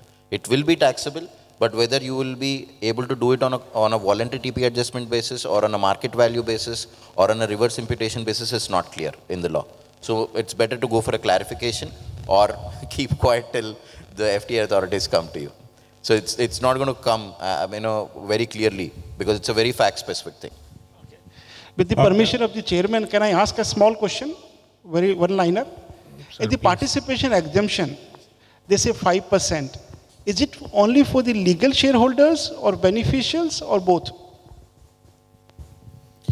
The 5% refers to the ownership interest through which you get the dividends and gains. And the ownership interest there's a definition in there, and it applies to both legal and beneficial ownership. Thank you, Nilesh. I think the next question I can take it. Good evening. Hello. I have a question. Sinha sir, please go ahead. Can I say? Hello. My question is on the beneficial recipient. Yeah. Now, for income derived from a free zone person, that free zone person needs to be a beneficial recipient in the sense that he does not have a contractual obligation to, pass on such goods. Does it mean that that free zone person cannot resell the goods? And if me being a free zone company, selling goods to another free zone company, if that free zone company resells my goods, the income doesn't fall under a qualifying income? I think this again, the whole beneficial recipient criteria that's given is again, if you look at the paragraph below the guidance there, which talks about what is meant by beneficial recipient. It talks about a preordained obligation to pass on the benefit and without having control or ownership. So I think the situation that they're trying to cover is not just the ability of the free zone person to resell, but is the free zone person being put there as a conduit? And is the ability of the free zone person to resell at its own risk on a markup basis to a different market, then I think you're fine. But if you've just interposed a free zone company so that there's a free zone to free zone sale, which is qualifying income, and that free zone person is then legally and contractually bound to pass on everything to a third party, that is what carries the risk. So I think it's a facts and circumstances based assessment that will need to be done as to the free zone person. What are the preordained legal and other obligations to resell at a margin, resell at cost? Is the customer dealing directly with the first free zone person and the second free zone person has been interposed? Who carries the debtor risk? Who carries the inventory risk on the goods? All of those have to be taken into consideration. Okay, and in case of distribution of goods, it says that the person to whom, a non-free zone person to whom we sell the goods should be reselling the goods. Now take a case of a company which sells switch gears to Diva. Which sells what, sorry? Switch gears to Diva. The customers are utilities, and Diva uses those switch gears in distributing electricity. Does that mean that sale to Diva would not fall under the qualifying income category, but qualifying activity category? I wouldn't want to pass a comment on this without understanding the nature of the component that goes into it. The question really is, are the goods being end used by Diva, or is Diva processing it into a final product that then gets used by the consumer? So I think if we can make the argument that the switch gears, whatever we're talking about, I don't know what that equipment is, but by itself it has no use, and there is necessarily a process that those switch gears need to go through in order to be able to reach its end use, which is being done by Diva, then arguably, yes, you qualify, that should satisfy the condition. But again, it needs to be looked at on a product and the specification basis as opposed to a carte blanche view on this. Thanks a lot. Thank you very much. I think we'll take up the last question from... Hello. Please, go ahead. Yeah, I'm touching on the same question which you have already addressed, but it is not very clear. Now, the same DMCC company, which is a free zone company, is selling goods to a mainland company, but the delivery in the free zone. And that mainland company is then doing an export of the same goods. So where does that fall for this DMCC company? Is it an qualifying or no? So if I understand your question correctly, there's a free zone company in DMCC that sells goods to a mainland customer. Yeah. And the goods are delivered to the mainland customer in Javza, in the DZ. And then from there he does the export. So I think in this situation, again, we do need to look at the facts a bit clearly, but I think in this situation, the goods are not moving through the free zone, are not moving out of the free zone. Yeah. No, but you see, goods were imported in the designations of Javza, and it has been delivered in the Javza, in the warehouse to the mainland customer, and who does the export further? I think the criteria, I think the definition talks about the designated zone distribution activities being covered, provided the goods are, I think, moving in or within or from the designated zone. And I think as long as the goods are coming in the designated zone into Javza for the mainland customer, Yes. and as long as the mainland customer is a reseller, yes, then looks like you should be able to get the exemption. So, though the mainland customer is doing an export, so for the DMCC, it should be a qualifying. It appears so, but based on what we've discussed, it appears so. Okay. Thank you. Yeah, I think I got a question from Mr. Mohammad Yasir for Dinesh, whether IFRS 16, interest on the lease liability can be considered for the interest deduction limitation rule. Okay, just for the benefit of everyone, IFRS 16 accounting standard deals with leases under IFRS, and it requires lessees to capitalize leases on the balance sheet. So all the rentals that need to be paid out in the future need to be discounted and recognized as a right of use asset, and at the same time, liability for future lease payment need to be recognized as well. And since you're discounting the future lease payment and recognizing liability, the unwinding of the discount goes into interest expense line item in the profit and loss account. So the question is, there is a limitation of the interest that you can, deduct in calculating taxable profit to the extent of 30% of EBITDA. So the question is it really an interest from that point of view? And I guess in absence of any specific guidance in this area, I would presume that it will be considered in the overall limit of the interest to be allowed. In fact, there are a lot of other interest also gets recognized under IFRS, which are imputed, which are in a way notional and not really any interest paid out on the liability. So as I said, in the absence of any guidance, I would presume that this will be considered in the limits. Okay, thank you. I think our Vice Chairman Somani is looking for a question. Please go ahead, sir. My question is that while the corporate tax has been implemented, or an individual has been excluded from the income tax, so that situation is very clear. But all business, irrespective of in a landline or in the free zone, are covered under the corporate tax for compliance. So is it not fair to plan for the fair accounting, documentation, compliance of the transfer pricing, compliance of the ESR, rather than jumping into the what are excluded, not excluded, because it is an evolving subject. And more important is the fair accounting, which is with proper documentation is more applicable at present situation than the going for the final calculation of the taxes. I think Dinesh, you can take this question. Actually, it's a very high level question, but I'll try and answer. So the accounting framework, the way the code is written, it says as long as your profits are calculated based on accrual basis of accounting, as per the acceptable accounting framework in the UAE, which is IFRS. So if you look at the IFRS framework, it's already a robust framework. It's been applied more than 100 countries in the world. So it's already a recognized framework, acceptable, and in the UAE, most companies follow the recognized acceptable framework, which the companies are really used to, as well as the auditors and the other stakeholders are used to.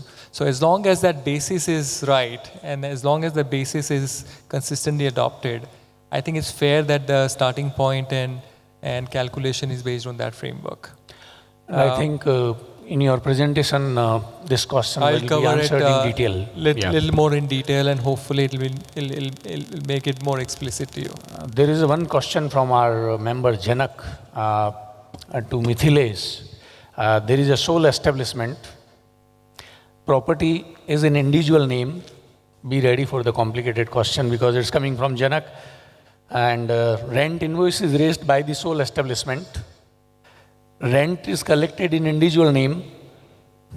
So what would be the taxability of rental income in this scenario? Sir, I think sole establishment by itself has been de-recognized in the corporate tax line. In the guide, if you see, in the person definition or in the taxable person definition, it only talks about the juridical person and so on. But this sole establishment as such is de-recognized. Right. Now, in this question that you are asking, they have got the trade license on the sole establishment name. Right. But property is on individual name. Rent is also received by an individual name. So then it will fall under But as per CD 49, wherever personal investment is there or real estate investment definitions are there, there is an exclusion on the trade license. Negative definition is there on the trade license. Okay. So if at all, if you read that CD49 on the real estate investment and the personal investment definitions that they have given, they've very specifically excluded the trade license part. Trade license part, So if he wants to take exemption under CD49 as an individual, then the trade license thing has to go away. So if at all, that is creating the complexity. So rest of all things are fine. That, he's holding the property on an individual name, he's receiving the rent. But the trade license thing is the problematic thing in that sentence, what you have just told. So my view, this is my personal view, but who can have a trade license, who can have a business, and that decree, the commercial decree that you have 50, that is on the VAT or on the commercial decree on the trade license part, also establishes the fact who can hold a trade license here. So if you're holding the property on your name but creating a sole establishment and holding the trade license from there, it is a kind of a deviation in the factual thing itself. So either he has to surrender the trade license and go for CD49, which is the most beneficial thing. Beneficial for him, yeah. Okay, thank you very much. I think last question I will ask our friend Ash. Everybody is looking for some ways or the tips whereby we can save the taxes within the framework of the law. So what are the tips or pointers you can give it to us as a takeaway? This is what everybody is looking at. So I was just about to step out of the chair until you said legal framework. Yeah. Okay. So I mean, the first thing is, look, let us all continue to be good corporate citizens. I mean, this is the most important thing. It's 9% tax. It's one of the lowest that we see. It's even lower than Cyprus and many other jurisdictions. So one of the things that, I mean, I'm aware of, and I'll be less than 60 seconds. I know probably this is the last question for the day. But look, instead of focusing energies, and I just want to stick with the theme of today, it's corporate tax and beyond. And if there are any C-suite professionals in this room and people who are, owners of businesses, one of the things to think about is what exactly is corporate tax going to give you now? Well, corporate tax means 9% less dividends, or is it not? So I think instead of focusing energies on, there are legal ways, I'll list them all down in a second, but instead of focusing of energies on trying to say, okay, how am I going to minimize my tax? And I think I get asked this question a lot. Why don't businesses think about, business strategies to enhance their business? This is a time. This is a paradigm shift that we are seeing at the moment. One of my favorites is implementing Six Sigma or Lean Sigma and principles to try and reduce your cost. This is not reducing your manpower cost, or this is just trying to see what are those, where can these costs be minimized. Why don't we think about enhancing our product offering? This is your time. This is a time to say, okay, let's make sure that dividends that we pay to our shareholders continue to remain the same, if not more, as such. This is a time to revisit your inventory stock management. And along with that, you look at the free zone planning. Okay, are you doing it on a just-in-time methodology and so forth? So think about these ways. These are enhancements to your business today. And then, okay, of course, if we now go on to think about corporate tax planning methodologies, along the lines of legal framework, there are multiple folds that we have today in the law. I'm just going to list down a couple, and I'm not going to go through each one. Well, number one, you've got your option to form a tax group, right? That's key. For me, this would be number one. If you're able to form a tax group, what can you do with that? Losses, profits, offsets, fantastic. That's free tax planning right there. Yes, we heard from everyone, free zone planning, certainly great, but do bear in mind what Nilesh mentioned during his presentation. There are a number of conditions, and even there are a couple of those ministerial decisions that have not been released. So don't just focus your energies on free zone planning alone. What about appropriate capital structuring? If you're heavily capitalized, certainly time to think about getting external debt up to the limits of 30% of EBITDA rules. It's completely tax deductible there. In the past, foreign tax credits were not available. You will get that cash back now. So think about the documentation and how you're going to get that. Irrespective of the double taxation avoidance agreement with any country, I mean, we can always... In line with the double taxation, there were still withholding taxes that our foreign customers were withholding as such. Not all sources of income were exempt. So those taxes you will get back subject to certain conditions. Okay. Then, of course, you have transfer pricing techniques, right? Transfer pricing techniques within the domestic law and OECD transfer pricing guidelines. There are, for transfer pricing to be very effective, you need to have, in my opinion, cross-border transactions, right? So here is when you can think about probably, if you haven't been charging cost. Under the domestic law, now you are going to be required to charge cost. Nothing is free anymore. Right. All within the confines of the transfer pricing, OECD transfer pricing regulations. And then you have transitional planning, as we just heard. You are getting a freebie over here, right? For your immovable properties, you are now given this option, which quite frankly was, properties here have been held for decades. Now, with the appropriate elections that you can make next year, your step up in basis has suddenly been made easy. But again, subject to conditions. If you forget to do it next year, Nilesh, I believe that would be the end of the road for that one. So again, timing is very, very critical there. And then you have business restructuring relief. Of course, that only kicks in when the corporate income tax goes live for you. So I've just listed down a few multiple folds. Stay within the law, be a good corporate citizen, and I assure you, and again, you be the business partner to your business and help your business move just beyond corporate income tax regulations. Just one last point. As someone who now will be responsible, if we are responsible for readiness, as someone who will be responsible for a corporate income tax law, you will also be responsible for some business planning, business decision making as well. Why don't you think about trying to get a seat at the table in those instances? You will be the forefront of business making in your organization. Let tax not be an operational activity. Let it be at the forefront of planning. That was it from my side. Thank you very much, Yash. And I would like to thank our esteemed learned speakers and the panelists. Can we have a big round of applause, ladies and gentlemen?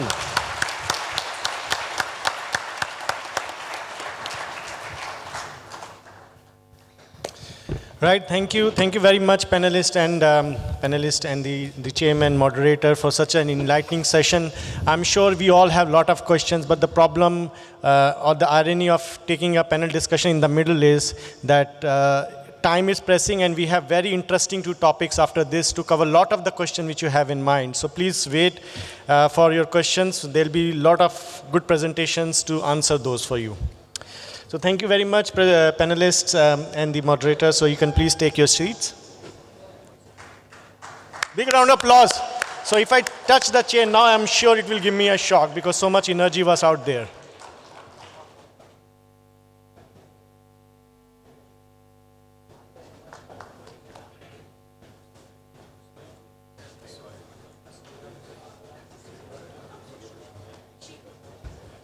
So we'll take this moment to thank Ashfaq for such a great explanation and the depth which you have spoken. That's very, very interesting. Thank you so much. So there's a token of appreciation from the chapter for you.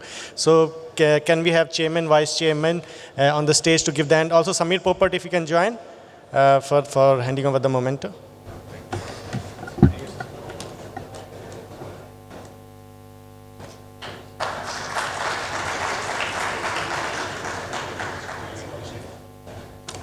Tax is transfer pricing. I'm sure you all agree with me.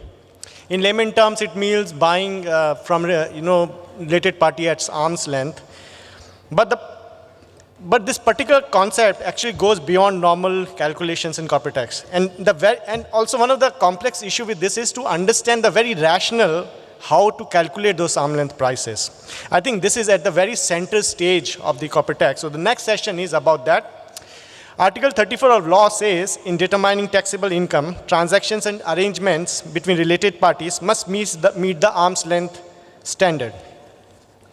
Then we have Ministerial Decision 97, which talks about 200 million limit and multinational corporations for about 3.15 billion dirhams of turnover to comply with local and master file. But this is not it. So what happens to the companies below that?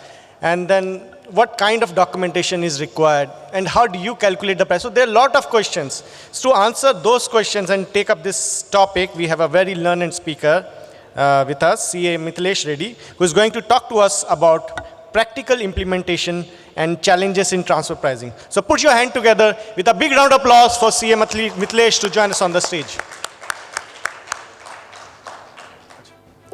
Yeah, so very good evening, everyone. So I think we ran out of time, but within 30-40 minutes, I'll try to do my best and cover as much as I can. So from transfer pricing perspective, whatever has been announced till now was only 50% is what I believe, because there are a lot of clarifications, threshold limits, forms, and the coverage that is yet to be announced. So Chapter 10 of the decree, the UAE tax law as such, has covered 34, 35, and 36 articles. So arm's length price, related party, and connected person is what they have announced. After that, Chapter 17 of the decree covers the documentation aspect. This is Article 55. Now, in the overall scheme of things, they have crystal clearly mentioned that arm's length price is required with the related party and connected person, and they've also mentioned documentation is required. Until 97, Ministerial Decision 97 came up. I'm assuming you've all gone through the provisions and everything. So I'm just covering the overview, and then I'll take you to the slides.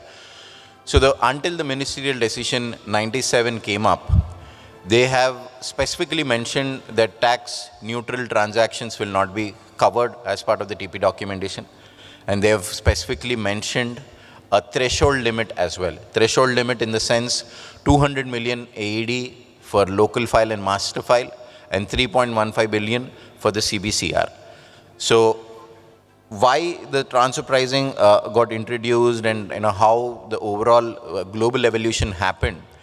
If all of you are aware of the BEPS program that is going on in the world, there is a specific action point 13 which talks about 3-tier documentation: local file, master file, and country by country reporting.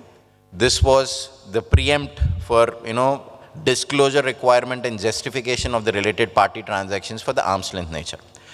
Now, if you see the advent of the UAE or transfer pricing law as such, there is a specific requirement on the 4 main principles: the arm's length nature, related party, connected person, and TP documentation, which I just mentioned. Who is a related party? Who is a connected person? What do you mean by arm's length? And what kind of TP documentation needs to be maintained? We will cover in the later part of the slides. But once the TP thresholds have been announced by the Ministerial Decision 97, 200 million AD, the major questions that are pricking most of the chartered accountants or consultants or the finance professionals in the industry is, do I need to maintain documentation if I am less than 200 million AD, or transfer pricing applies to me or it doesn't apply to me? These are the main 2-3 questions that are being repeatedly asked, for the transfer pricing experts as such. Now, if you see the scope of transfer pricing rules and the core aspects that are already covered, which we just gone through the pillars 34, 35, 36, and 55. The scope of transfer pricing corely revolves around the related party and connected person definition, arm's length definition. The transfer pricing also applies to the permanent establishment condition. Any resident person dealing with a permanent establishment or a foreign permanent establishment, or a foreign permanent establishment being there in UAE and having a state-sourced income, the P attribution also requires transfer pricing attribution. So there are 4 aspects that you have to remember: payments to the related party, payments to the connected person, TP documentation maintenance, the 3-tier documentation that I was just talking about, and the 4th point is the permanent establishment condition, inbound and outbound also.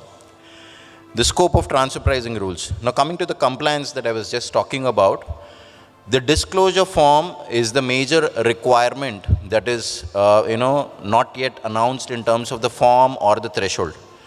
But this disclosure form will go in along with the tax return. So this is one of the mandatory forms as far as transfer pricing or related party disclosure is concerned. So the 200 million AED, what was announced in the Ministerial Decision 97, is not going to cover the disclosure form. The maintenance of the TP documentation will be separate. Arm's length nature justification internally as per the policies, as per your agreements, as per your arm's length nature justification still is required. Disclosure form is not yet announced. Disclosure form will be announced, maybe with a threshold, maybe with the form and contents of it. So in terms of the compliance, if you see, disclosure form, local file, master file and country by country reporting, disclosure form needs to be filed along with the tax return. The related party transactions and connected person transactions, the free trade zone transactions, all will be subjected to disclosure in the disclosure form. Now, the local file needs to be maintained only for the aggregate threshold of in the related party transactions being above 200 million AED. If it is below 200 million AED, there are almost about 8 to 10 references, which we are going to see in the next slides, where the arm's length nature, the market value, and also the specifics of the transfer pricing provisions are used as an anti-abusive rules.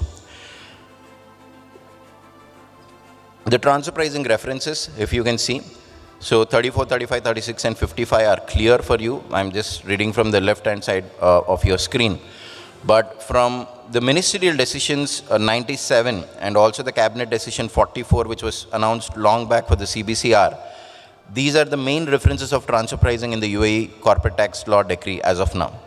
But in terms of the major intricacies, in terms of the major in-depth analysis, if you go article-wise, there have been references of the arm's length nature or market value in most of the articles which are very, very important for the corporate tax law.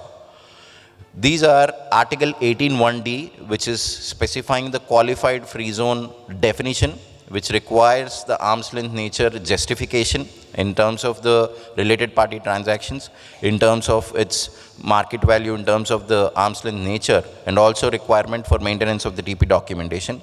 116 is the participation exemption.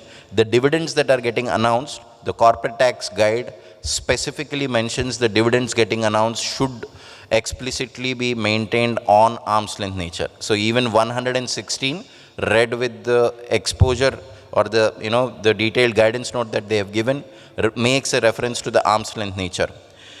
Article 8 of 125 of the tax group requires the members of the tax group to be determining their taxable income based on the arm's length nature. So this particular article of 125, that is a tax grouping provision, MD, ministerial decision, has clearly mentioned that the members of the tax group, if at all they are having free trade zone incomes, incentives, losses, foreign tax credits, and also having any kind of interest limitation carry forwards, if these 4 conditions are satisfied, then the members of the tax group should maintain their arm's length nature of the intra-group transactions before arriving at the financials, the standalone financials of the group. So they have very clearly mentioned in tax group also the intra-group transactions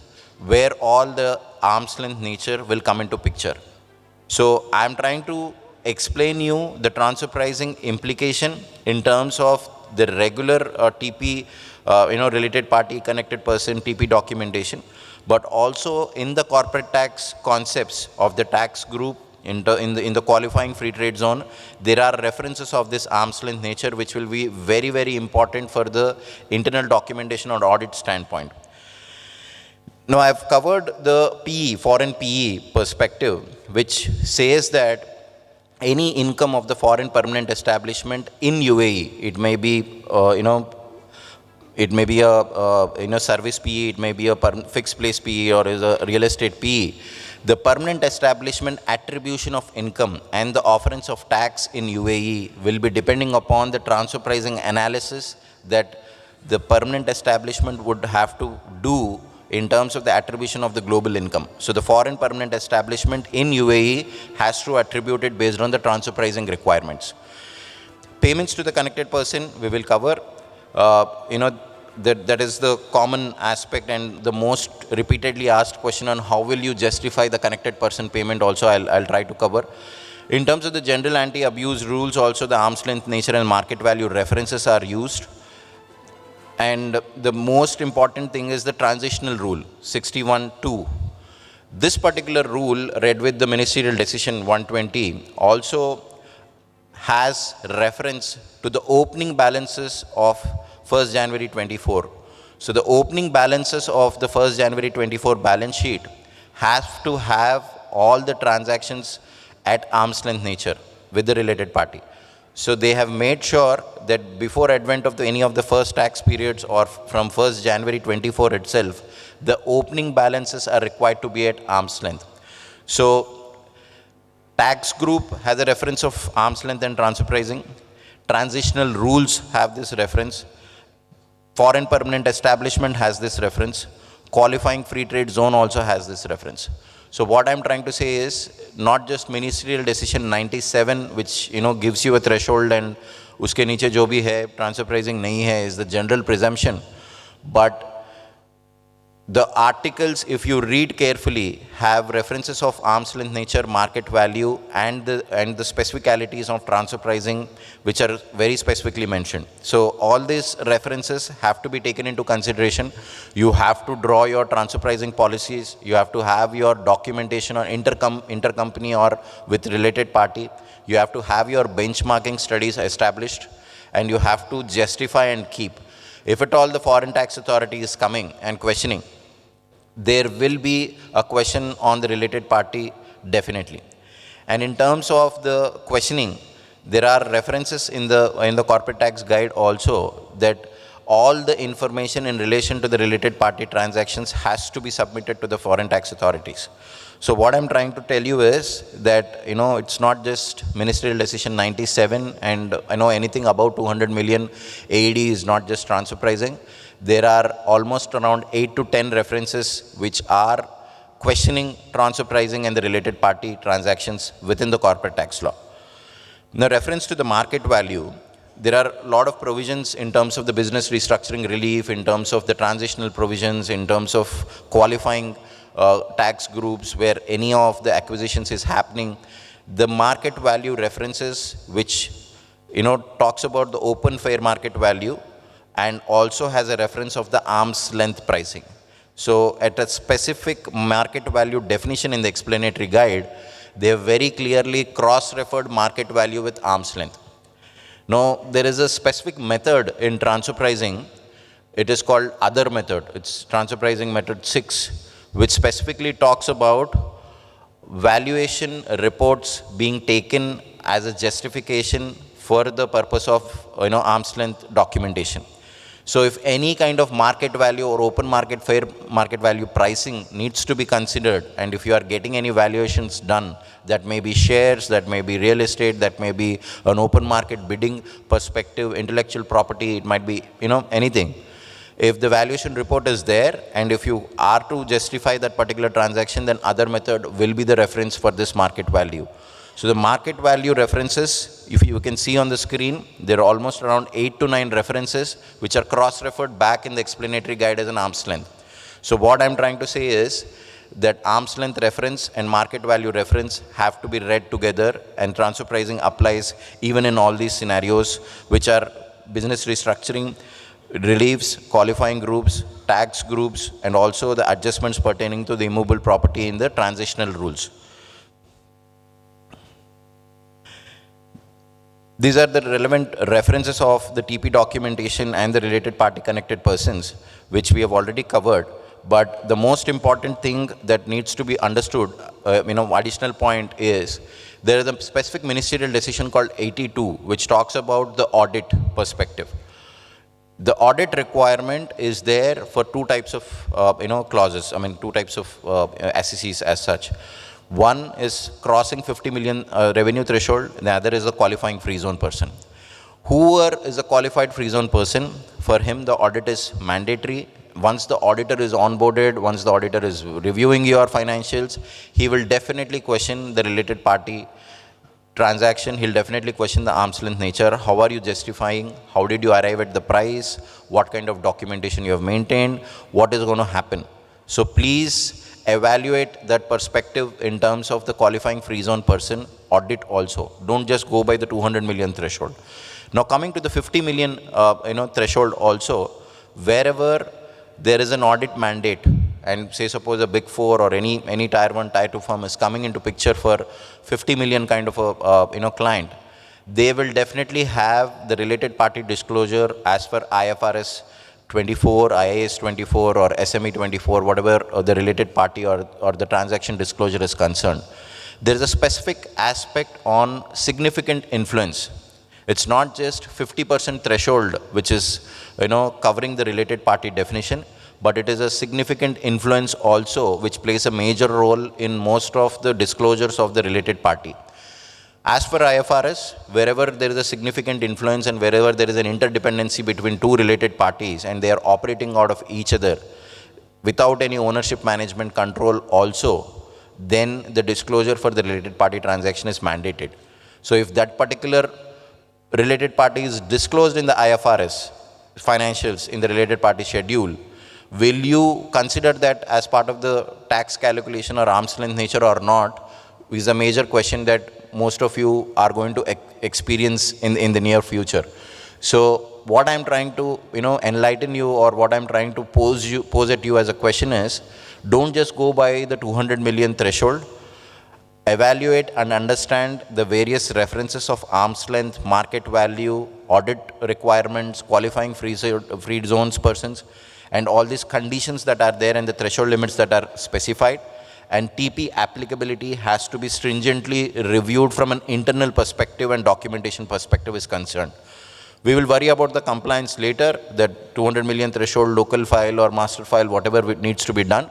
But are we ready from a transfer pricing planning and policy mechanism standpoint is the number one question that we need to worry in the next 6 months. So are we effectively tax planned? Are we effectively grouped or regrouped or structured? Along with an arm's length question is the most important thing that we need to go through in the next 6 months.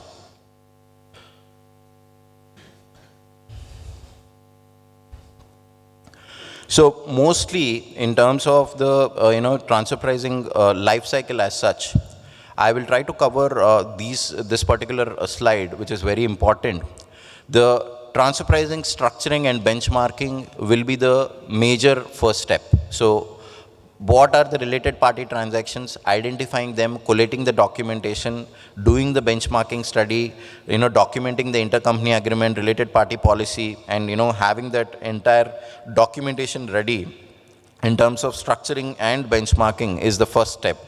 Then the policy setting, then the implementation and monitoring on a year-by-year basis, then the TP adjustments, if at all anything is required, am I undervalued or overvalued in terms of pricing or profit establishment, then the year-end compliance in terms of disclosure form, local file and master file, and then if the FTA authorities question you on the arm's length nature, the dispute.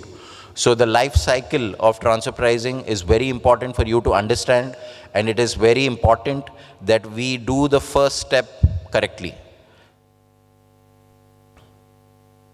Now the types of transactions that are covered in transfer pricing, the domestic transactions, international transactions, and payment to connected persons. Domestic transactions, wherever there is tax neutrality is not there anymore with MD 97. But in terms of the free trade zone, in terms of the mainland, whether the transactions between free trade zone and mainland are subjected to transfer pricing, and whether it is included activity, excluded activity, and 55 and 139, I'm not talking about that. I'm talking about the related party transactions and the arm's length nature of it. Definitely, the disclosure form will have, the disclosure requirements in terms of the free trade zone activity in any of the groups. So they will definitely question the arm's length nature, the method, the transaction value, and the party with whom you have dealt. So the question will be, in the domestic, UAE perspective, the transactions between free trade zone and mainland would be covered. Within the mainland, there are certain transactions that you might be doing with exempt person also. The mainland tax-paying entity dealing with an exempt entity. So even there, wherever the situation of tax neutrality is not coming into picture, even in that scenario in the mainland, the transfer pricing regime is going to apply. International transactions, UAE mainland to foreign jurisdiction, of course within the group, within the related party definition. UAE free zone to another free zone, qualified activity, and all this, 55 discussion that is going on is fine. But from an arm's length perspective, you are still required to disclose and, maintain that documentation as far as that 18(1)D definition is concerned. So what I'm trying to highlight is, from a domestic transaction perspective and an international transaction perspective, where we are heading and what kind of transactions would be covered under transfer pricing and related party is a very, very important question.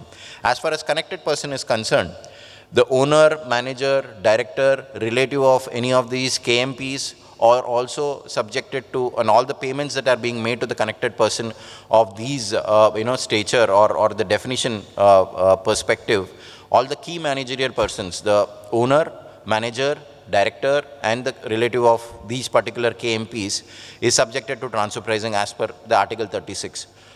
How do you document this, connected person payment is a major question that most of, the professional brothers have been asking me. Now, this particular question, needs to be answered in a way that, you have to first understand that your corporate decree, that is, 32 of 2021, the latest corporate law, is covering the restriction on public joint stock companies only. It is not covering the restriction of 10% or the outer limit of the payment to the connected person. It's not covering that particular aspect. It's only covering the public joint stock companies, and LLCs are also out of that restriction. So there was a specific clarification which was issued by the ministry that, the restriction of 10% is only applicable to public joint stock companies. There is no restriction as such.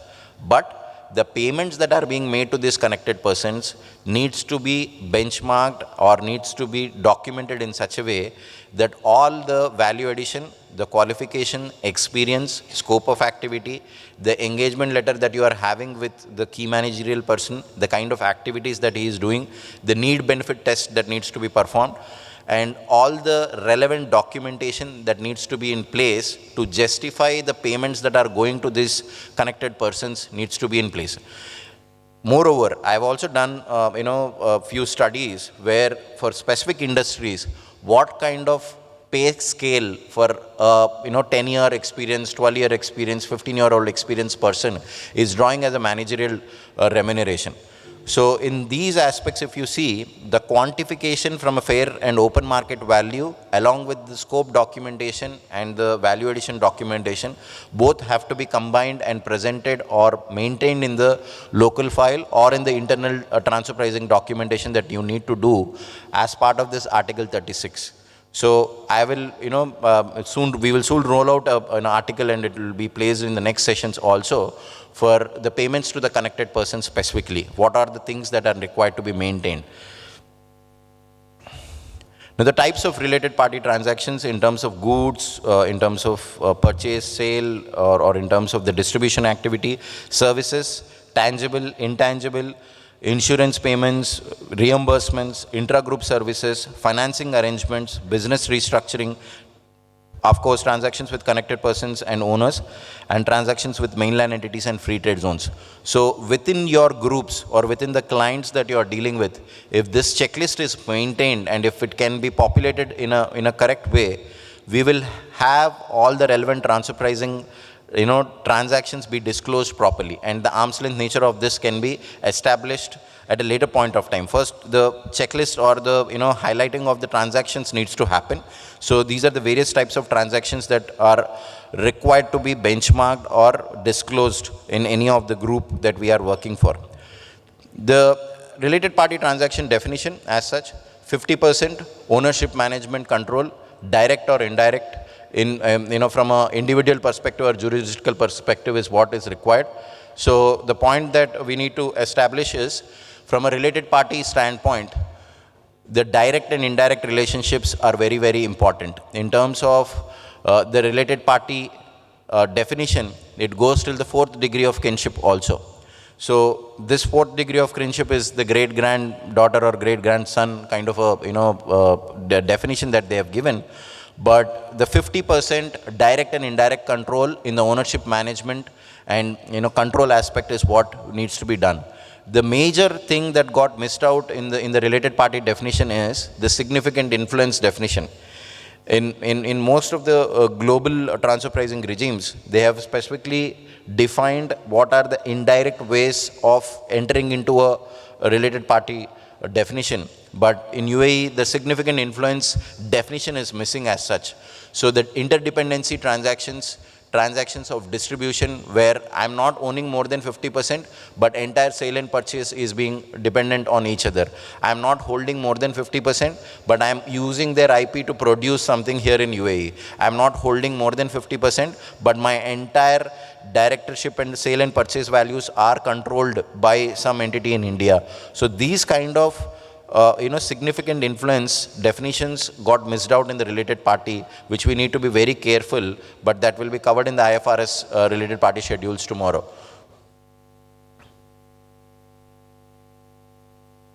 Connected persons, as we just gone through the 36 article, owner, director, related party and the partner of an unincorporated partnership firm are the 4 clauses in which the definitions are there. The related party and the deductibility will be the question. Whatever payments that are being done to the connected person, the deductibility will be at question if it is not at market value or arm's length, is the major point of concern. So we have to do the commercial expediency test as well as the arm's length nature test whenever there are payments to the connected person perspective. There are 6 different methods. In the next masterclass sessions, we will be covering in detail on the methods aspect of it. But just to cover the overview, there are 6 different methods: comparable uncontrolled price method, resale price method, profit split method, cost plus method, transactional net margin method, and other method. Now, in these methods, what are the most prevalently used methods are CUP and TNMM, most probably. RPM and CPM are gross level analysis. RPM is used for distributors specifically. CPM is used for manufacturers within production for related party and third party. CUP can be used for anybody, but you need to have strict comparability is what is the requirement. But TNMM as such would require database results in terms of the specific jurisdictions, in terms of the industry, in terms of the volume and value at which you are operating. I'll just show you in the last slide the transfer pricing databases that are used for arriving at the comparables also. So whatever qualifying filters that we apply into a specific industry in which the client is operating, the database kind of throws the results in terms of their profitability, in terms of their volume, in terms of their margins, in terms of the production capabilities also. So those comparables will be taken into consideration for the testing of the arm's length of our specific transactions with the related party. Other method, as I told you, is used mostly as quotation or valuation report or external confirmations that are used. It's a residuary method, but most probably other method would be used for your market value scenarios.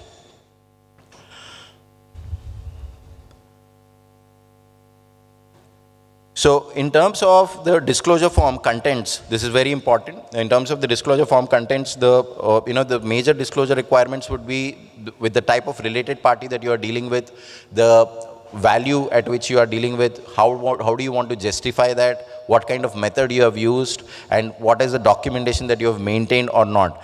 But the checkpoints and the format and the threshold of disclosure form is not yet announced. This might be kept at a very lower value as compared to the 200 million threshold, because this will be mandated specifically for all the companies with the related party transactions. In India, it is even 1 rupee international transaction, you need to file this disclosure form. So they will keep a track of all the related party and qualifying free zone transactions. So definitely this will be a major announcement soon. As far as the local file and master file are concerned, the local file format and contents would be soon announced, and this would have the detailed documentation requirements. We'll have a full-fledged session on TP documentation, but in terms of the compliance aspect, master file is a group level documentation which covers overall group level information, and master file is a standalone entity, UAE level entity, which is filing the tax return level information.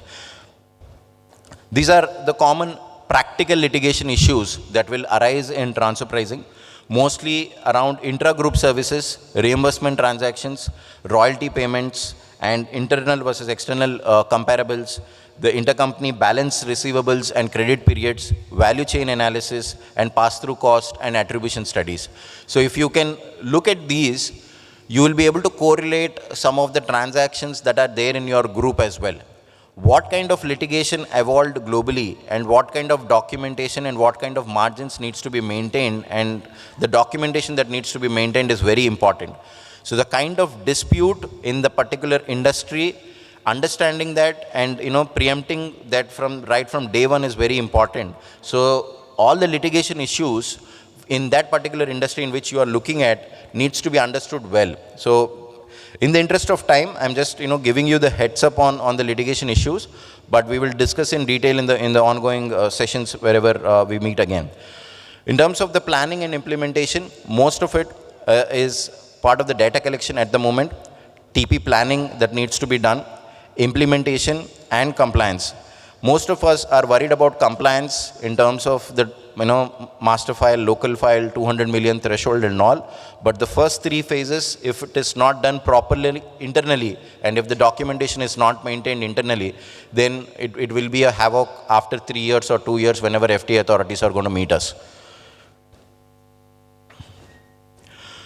So in terms of the threshold limits as such, one thing that you need to understand is the UAE government has gone for a revenue-based threshold. 200 million is a revenue. It's not a related party transaction threshold.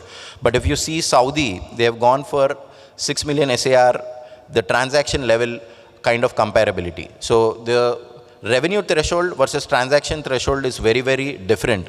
So they have gone for a very lenient view in terms of the TP documentation threshold as such. But internally, they have kept a check on each of the aspects of arm's length, market value, and intra-group transactions of the related parties. So mostly, what I would like to say is in terms of the transfer pricing documentation or the 200 million threshold, don't just worry about that. You have to have the internal documentation in terms of the intercompany agreements, TP policy, the benchmarking reports for all the related party and connected person payments. And it is mandatory for qualifying free trade zone entities also. So, if any questions are there, I'll be, waiting there. We'll soon meet. I mean, there's a time gap. I think I'll come to you. Thank you. Thank you so much for this time. Thank you.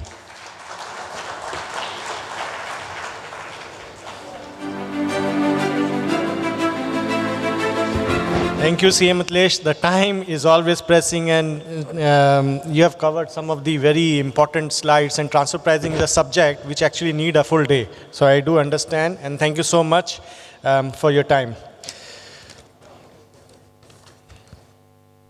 Now I'd like to request Chairman, Vice Chairman, and CA Malvika to join on the stage for a memento to be given to CA Mithilesh on behalf of our chapter. Can we have a big round of applause for CA Mithilesh?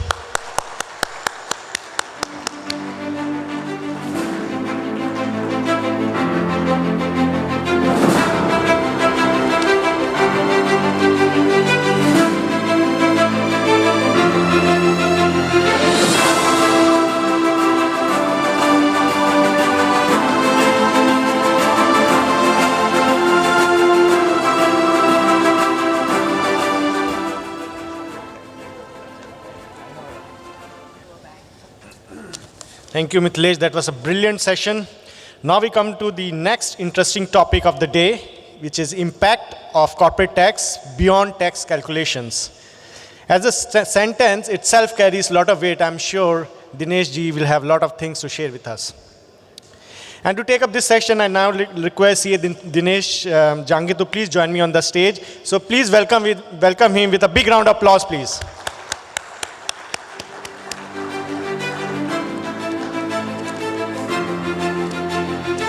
Okay, good evening, everyone. I recognize the fact that I'm between you and dinner, so I'm going to keep it brief. And also recognize that a lot of the colleagues in this room are tax professionals, not necessarily technical accounting background. So again, I'll keep it simple, but if you have any question, maybe we can discuss during the dinner break. So firstly, accounting and tax, they go parallel. They don't generally, in a way, get together. Accounting profit are not necessarily taxable profit. And if you look at a lot of the frameworks globally, there are a lot of adjustments that are made to accounting profit to get to taxable profit. And that gives rise to challenges. Challenges in terms of reconciling accounting profit to taxable profit, challenges in terms of what is deductible, what is not deductible, and therefore gives rise to another concept called deferred tax, which we'll discuss today. So firstly, at a very high level, if you look at financial statement, there are many elements of the financial statement that deal with tax. So firstly, if you look at the balance sheet, you will see in many of the balance sheet a concept called deferred tax. So there will be current tax provision, there will be deferred tax asset or liability you will see in the balance sheet. And we'll discuss what gives rise to these items. If you then look at the profit and loss account, you will see tax expense. And tax expense also has both the components, current tax as well as deferred tax. But that generally gets added into the same line item called tax expense. If you then look at another statement called statement for changes in equity, I'm sure you would have looked at in the IFRS. That's where all the other adjustment to equity gets recorded, which are not necessarily taken through profit and loss account. So the concept under IFRS is that tax actually follows the accounting treatment. So if a particular line item is taken to equity directly, the resultant tax is also taken to equity. So let me give you an example. Let's say if you have equity investments, which you have opted to record into equity as a fair value through equity treatment, then any resultant tax impact also goes through equity and not through profit and loss account. So you will see tax treatment in statement of changes in equity also. And then finally, cash flow obviously will also have the payment of tax being made, recorded into cash flow statement. And if you then look at the notes to account and disclosures, there will be a lot of disclosures that are required from tax point of view. Especially one of the most complex disclosure is tax rate reconciliation, which requires you to present how you've got to taxable profit from book profit. So the starting point will be the profit as per profit and loss account. From there, you need to reconcile to taxable profit. So whatever adjustments that you have made in your computation of income, whether it's the exempt income, whether it's a non-deductible expenses and so on and so forth, those need to be then reconciled to get to taxable profit. So these are the various items that you see in the financial statement from taxation standpoint or tax accounting standpoint. And finally, I would say before we dive into the presentation is, if you are preparing consolidated financial statement, not necessarily it will just be addition of all the standalone financials or tax, tax accounts. You can't just add line by line. There will be consol adjustments to be made as well from taxation point of view. So just do remember that when you do consolidation, it's just not line by line addition of tax account balance sheets and assets and liabilities. There are adjustments to be made from consolidated financials as well. So that's like a brief of what do we really cover when it comes to accounting for taxation. A lot of the baseline has been covered, so I'm just going to skip. Most of you are aware of the timelines and the basics of taxation. Though from accounting point of view, I'll just mention one thing, that accounting starts when the tax laws have been enacted or substantially enacted. So if you look at the basic accounting standard that deals with taxation is IAS 12, income taxes, and it is one of the most complex accounting standards that are there, which basically says that you have to start accounting for taxes when the tax laws have been enacted or substantially enacted. Now from UAE standpoint, when do you really say the tax laws have been enacted or substantially enacted? Is basically somewhere in January of 2023. So what does that really mean? From that point onwards, you need to start recording tax.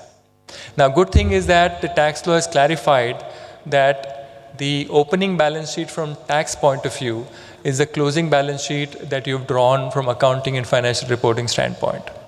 So let's say if your accounting year or financial year is March, the first year that will be applicable for you will be 1st of April 2024 onwards. So whatever balance sheet that you've drawn as on 31st March 24 will be the opening tax balance sheet from that date onwards. So that's like very, very clear, and therefore not a lot of items will require deferred tax recognition before you get to the actual tax year.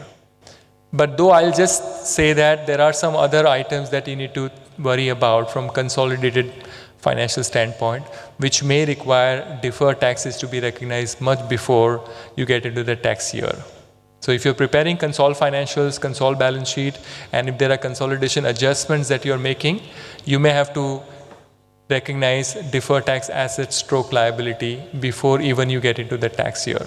Because the tax accounting requires you to recognize taxes as and when the transactions have been originated, not when the taxes are to be paid.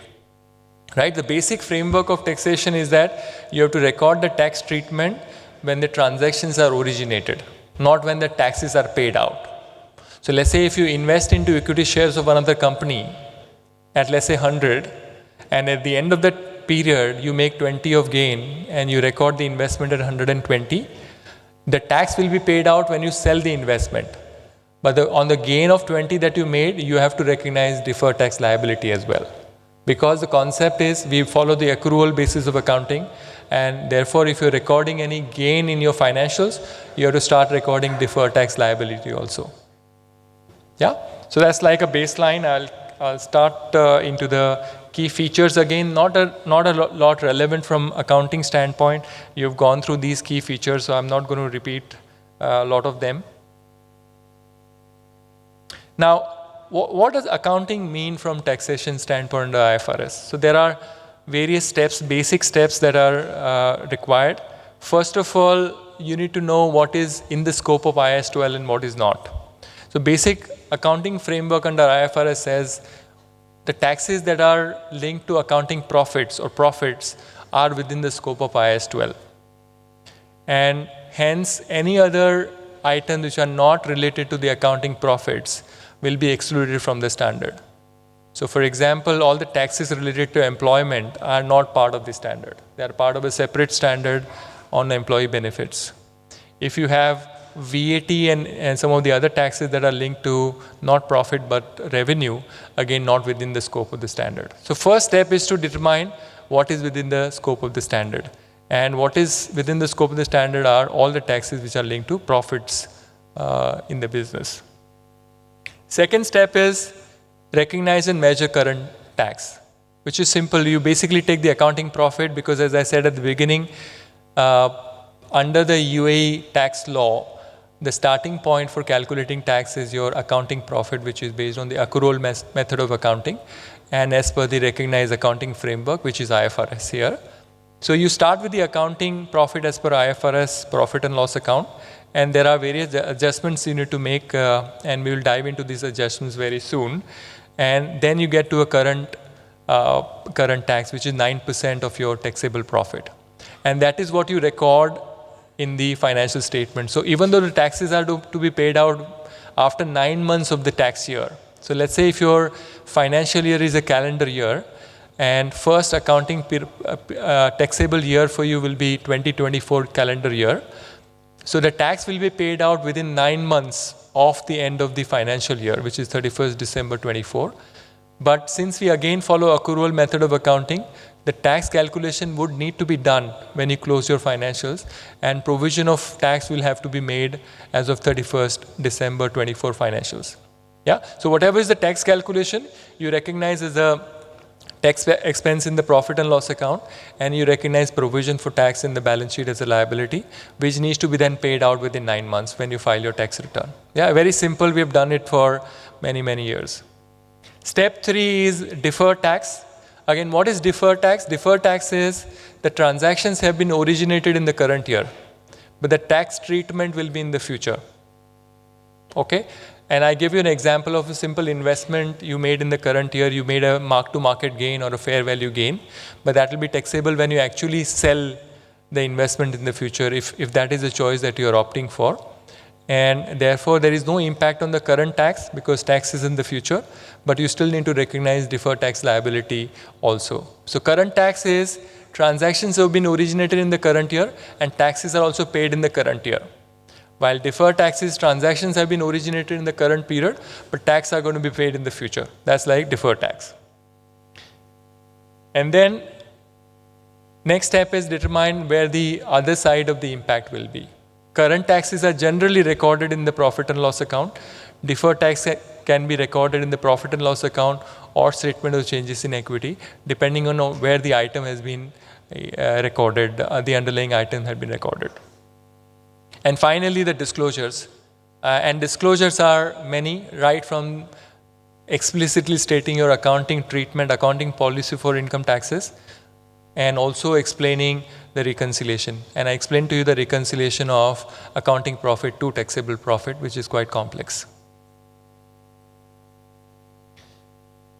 So Ashfaq touched upon this concept, and I'm just going to elaborate a little bit that impact of CIT is not just calculation of tax, which is not as straightforward as accounting profit multiplied by 9%.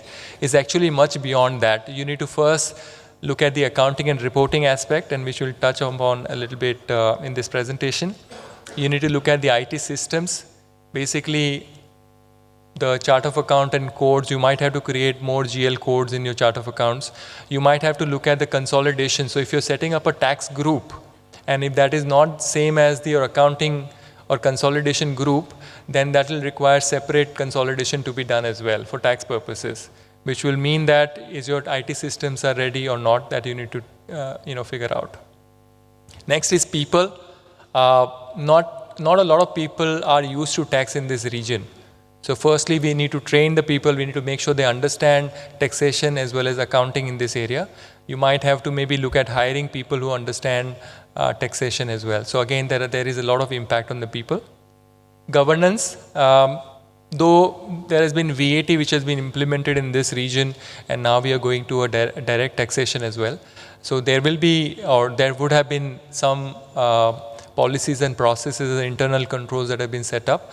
But for direct taxes, this is something new. So again, you need to look at what internal control framework and accounting policies and processes you need to set up. You need to look at the delegation of authority and so on and so forth. And the last but not least is business. There's a lot of impact on the business as well, because this region is not used to tax. So therefore, in the past, many of the businesses have created structures, holding company, free zone, a mainland entity, subsidiaries in other parts of the world, holding company in tax, friendly jurisdictions. Those need to be relooked at, because if there is any tax leakage or any tax impact, you need to think from CIT standpoint as well. So any new structure that you're going through, any M&A transaction that you're going through, you need to think what is the eventual impact on the taxation point of view. Yeah, so there is a 360-degree impact of UAE CIT which you need to worry about going forward, not just the calculation of CIT. That's really the thesis of this presentation. Now, from accounting and reporting point of view, which is really the base of my presentation here. I don't know why it is showing it like this, but let me talk to you about a few specific items here. First is, under the CIT law, there are certain areas or items in your financials where you need to make an election choice. And maybe the presentation is not very clear at the end, but I'll try and make it easy for you.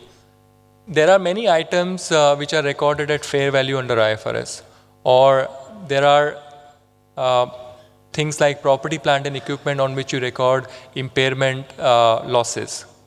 So under UAE CIT, you can make an election, which is one-time election, to either keep your accounting profit same as taxation profit with respect to these items, or you can make an election not to adjust accounting profit, or you adjust your accounting profit for these unrealized gains and losses. So one specific option that you have is to keep it simple and tax all the unrealized gains and losses as well, while the other option is to adjust the accounting profit for any unrealized gains and losses with respect to fair value adjustments or impaired gains and losses. So simple example is, let's say if you have a property, plant and equipment, and if you recognize impairment loss in the current year, one option is to keep that loss in profit and loss account and calculate taxable profit after adjusting for impairment losses. That's the first option that you have. Second option that you have is you adjust the impairment loss, which you really add back to the accounting profit to calculate taxable profit. Now, it may sound so simple, but this is a one-time election that you have, and you can't really pick and choose items on which you want to do it. You have to treat it as a policy, and therefore every kind of item within that category would then follow the same accounting treatment or treatment that you've opted for. So whenever you choose these policies, be conscious of the impact in the future, be conscious that this is a one-time election, and be conscious that this election will not just be applicable to one item, but every item in that category. Yeah? And I've just listed some of the items where you need to make these policy choices. From fair value adjustments of derivatives. This is a very, very important item because derivatives under IFRS are generally recorded at fair value. So all the mark-to-market gains and losses get recorded. Imagine the impact of this. So if you have a fair value gain on derivatives, you will be paying taxes if you're not making a choice of adjusting. While it may seem that there's a loss in a derivative, you may think that this is the right choice and I don't really need to make any adjustment, but I will take a deduction. But imagine if the future there's a lot of gain that comes out of this, then you'll be paying a tax without any resultant cash flow or cash inflow for you. Okay, so those are the two items. Then there are items where you make fair value choices, property, plant and equipment, investment property. These are the items also sometimes get recorded at fair value. We talked about, there was a question on revaluation, right, of the property, plant and equipment. Again, if you make a choice of accounting same as tax, then these revaluation gain may also get taxed. Similarly, investment properties also as a choice get accounted for at fair value under IFRS. You need to make an election whether that will be taxed or not. Then impairment, and finally foreign exchange gains or losses. Again, this is an area you need to look at if there are items in the balance sheet. The good thing in this country is that the current, at least US dollar is pegged to the currency, or the current local currency is pegged to the US dollar. So therefore, as far as US dollars transactions are concerned, there are no fair value gain, foreign exchange gain or losses. But if you have a lot of transactions which are beyond US dollars, where there are foreign exchange gains or losses, those need to be also looked at when you make this election, whether your books will follow the accounting or tax will follow the accounting, or do you want to make a policy election and not to account for them until realization. So this is the first big component that you need to really look at. And I've got a very simple example here. I don't know if it is clear at the end, but again, I'll try and make it simple for you. Let's say if a company A prepares a financial statement on accrual basis, and assuming opening balance sheet from tax point of view is 1st January 24, and the company has invested in financial asset and treated as fair value through profit and loss account. So under IFRS, you can make an election of fair value through profit and loss.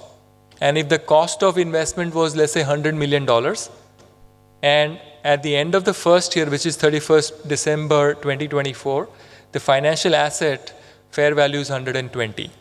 So under IFRS, the 20 of gain you will record in profit and loss account, and investment will be recorded in the balance sheet at 120.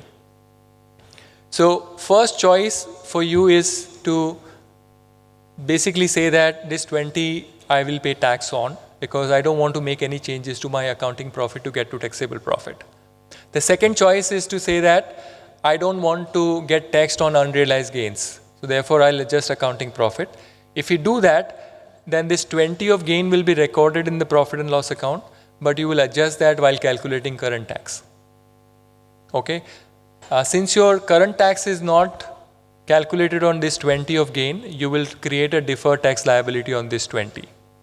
Now, what is the accounting treatment for deferred tax liability? You will record as a tax expense in the balance sheet, in the profit and loss account, but since you're not paying this tax, you will record it as a deferred tax liability. Yeah, so expenditure in the profit and loss account, liability, deferred tax liability in the balance sheet. Now next year, if this investment gets sold at 120, then what is the accounting treatment? Since it is sold now, it is a realized gain. And since it is a realized gain, you have no option but to pay tax on it. And therefore, this will result into current tax in the second year. But since you are now paying that current tax, the deferred tax liability which you created in the last year will reverse. So this is a very important example for you to understand the concept. The gain originated in the first year. But since you opted a choice of not paying tax based on unrealized gain, you are paying actually tax in the second year. But if you look at the profit and loss account of the second year, the tax will be 0. There will be current tax of 20, but there will be a reversal of deferred tax of 20. So positive 20, negative 20, net impact on the profit and loss account of tax will be 0. Yeah, so this is the concept that I was talking about, that we record tax in the period in which the gain originates and not in the year when actually tax liability is to be discharged.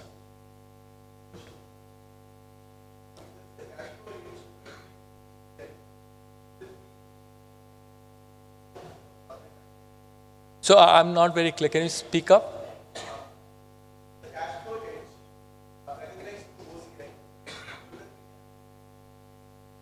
So in case of cash flow hedge, you record the gain into OCI, not take it to profit and loss account. And in which case the deferred tax liability impact or deferred tax impact will also go to OCI. But when you settle that derivative, which you are using as a cash flow hedge, at that time the current tax impact will be recorded in P&L. So same concept, it's just that in your case the cash flow hedge reserve is in OCI, not profit and loss, and therefore a resultant deferred tax will be there. Maybe the other thing we can discuss in dinner. So I have only 5 minutes to wrap up, so I'm just going to talk about, now this is a very important concept that I'll cover in 5 minutes is, at a standalone level, obviously record your deferred tax, current tax applicable to that entity. At a consolidated level also, as I said at the beginning, it's just not line by line addition. So if you take an example that a company A acquired company B for $50 million, let's assume, and on the date of acquisition, the fair value of identifiable assets and liability of B were 40, including an intangible asset that was not recognized. So if you are aware of the accounting for business combination under IFRS, you record the acquiree's assets and liabilities at fair value. Okay? And therefore you record a lot of the assets and liabilities which were not recorded by the acquiree. So in this case, the acquirer A is recording 5 million of intangible assets which were not recorded by B, which is the acquiree. Now, since this whole concept under UAE tax is a legal entity concept, right? So unless there is a tax group being formed, A and B will do their separate tax returns. And B will record that taxable income separately, and A will record and calculate and pay the taxable taxes separately. But when you prepare a consolidated financials, there are these assets which are not recorded in the standalone books. In this case, intangible asset. And on which, and in the consolidated financials, you will end up recording deferred tax liability. Now, this will not have any current tax impact generally, but you need to record it because the accounting base and tax base is different. Tax base in the B's standalone books is 0 because it's not recorded in the standalone books. Accounting base is 5 in this example, on which you will end up recording deferred tax liability. So one thing you need to remember is if there are any consolidation adjustments like purchase price allocation, like fair value adjustments, on those also you will have to recognize deferred tax liability or asset. Now, one thing that is being debated and talked about a lot in many forums I've heard is that if you set up a tax group, can you claim further deduction on these fair value adjustments which are purchase price allocation? I think a few consultants believe that is possible, but we need to see how this will be treated in the future. There is no specific guidance at all on this topic.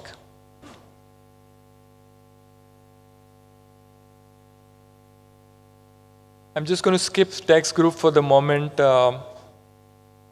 Maybe I'll just cover one aspect of tax group that, let's say if you have, in an example, you have entity A, B, C, and D. And you talked about the tax group that you got to have at least 95% shareholding. So let's say if you set up a tax group where only 2 entities are covered in a group because the other entities are not qualifying. In one entity, you have 65% shareholding. The other entity is free zone. Let's say if this is the structure, and if you set up a tax group, then there are only 2 entities covered. In which case, you will have obviously a lot of other areas of impact. For example, you need to prepare separate financials. You need to do separate consolidation. You need to possibly do separate audit as well. And those obviously challenges will exist. But from accounting point of view, let's say if there are transactions between A and D, D is not part of the tax group. And if there are transactions between the two, and if there are, let's say, assets or liabilities which are there as part of the transaction, let's say if A is selling goods to D, and some part of those goods are still there in the balance sheet at the end of the year, and if there is any unrealized gains in those stock, those need to be eliminated, and on which deferred tax will also be created. So be careful whenever you're setting up tax groups, and if there are any transactions between entities which are not part of the tax group, with the tax group, on which also there will be some tax adjustments that need to be made. So in short, there are many areas of impact. I can't cover all of them right now, but with the limited time that we had, that's all I had to cover. Maybe we can circulate these slides to you and you can have a look at it. We have recently also published a very nice a report on what are these areas of impact beyond tax. I'm just requesting our organizing team to circulate to everyone. But if you don't get it, just reach out to me as well on social media and I'll be more than happy to send it to you. But thanks a lot for your patient hearing.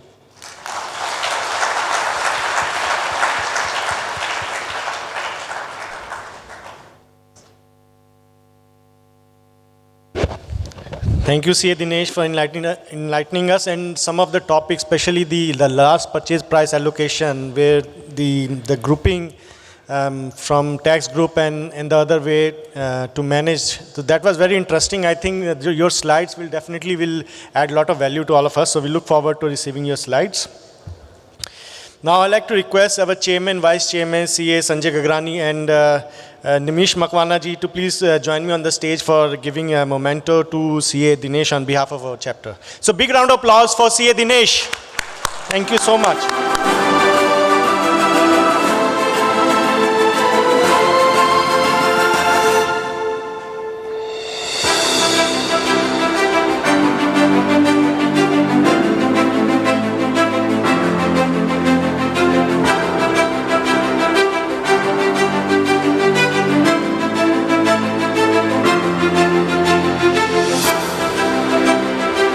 Dinner is ready.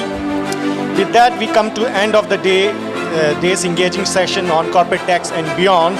Thank you so much, all the members, for raising such absorbing questions and keeping the room so lively. I'd like to share a quote from Pultach, which says, "I would rather excel in the knowledge of what is excellent than in the extent of power and possessions." Thank you so much for joining us for this session and hope it has added a lot of value to you. Now I'd like to thank our sponsors, our title sponsor, Bricks and Woods Real Estate, principal sponsors, Stocks and Grounds, MBG, Tally, AGMC, Lulu, IFCO, our platinum sponsors, Nadeem and Umendra Chartered Accountants, UHY James, SBC, WMS, ECAG Group, GDocs. I'd like to also thank our media partner, Khaleej Times, our institutional partner, Delhi Private School, banking partner, Bank of Baroda. At the end, I would like to thank each one of you for attending this session. Thank you so much and have a very great evening.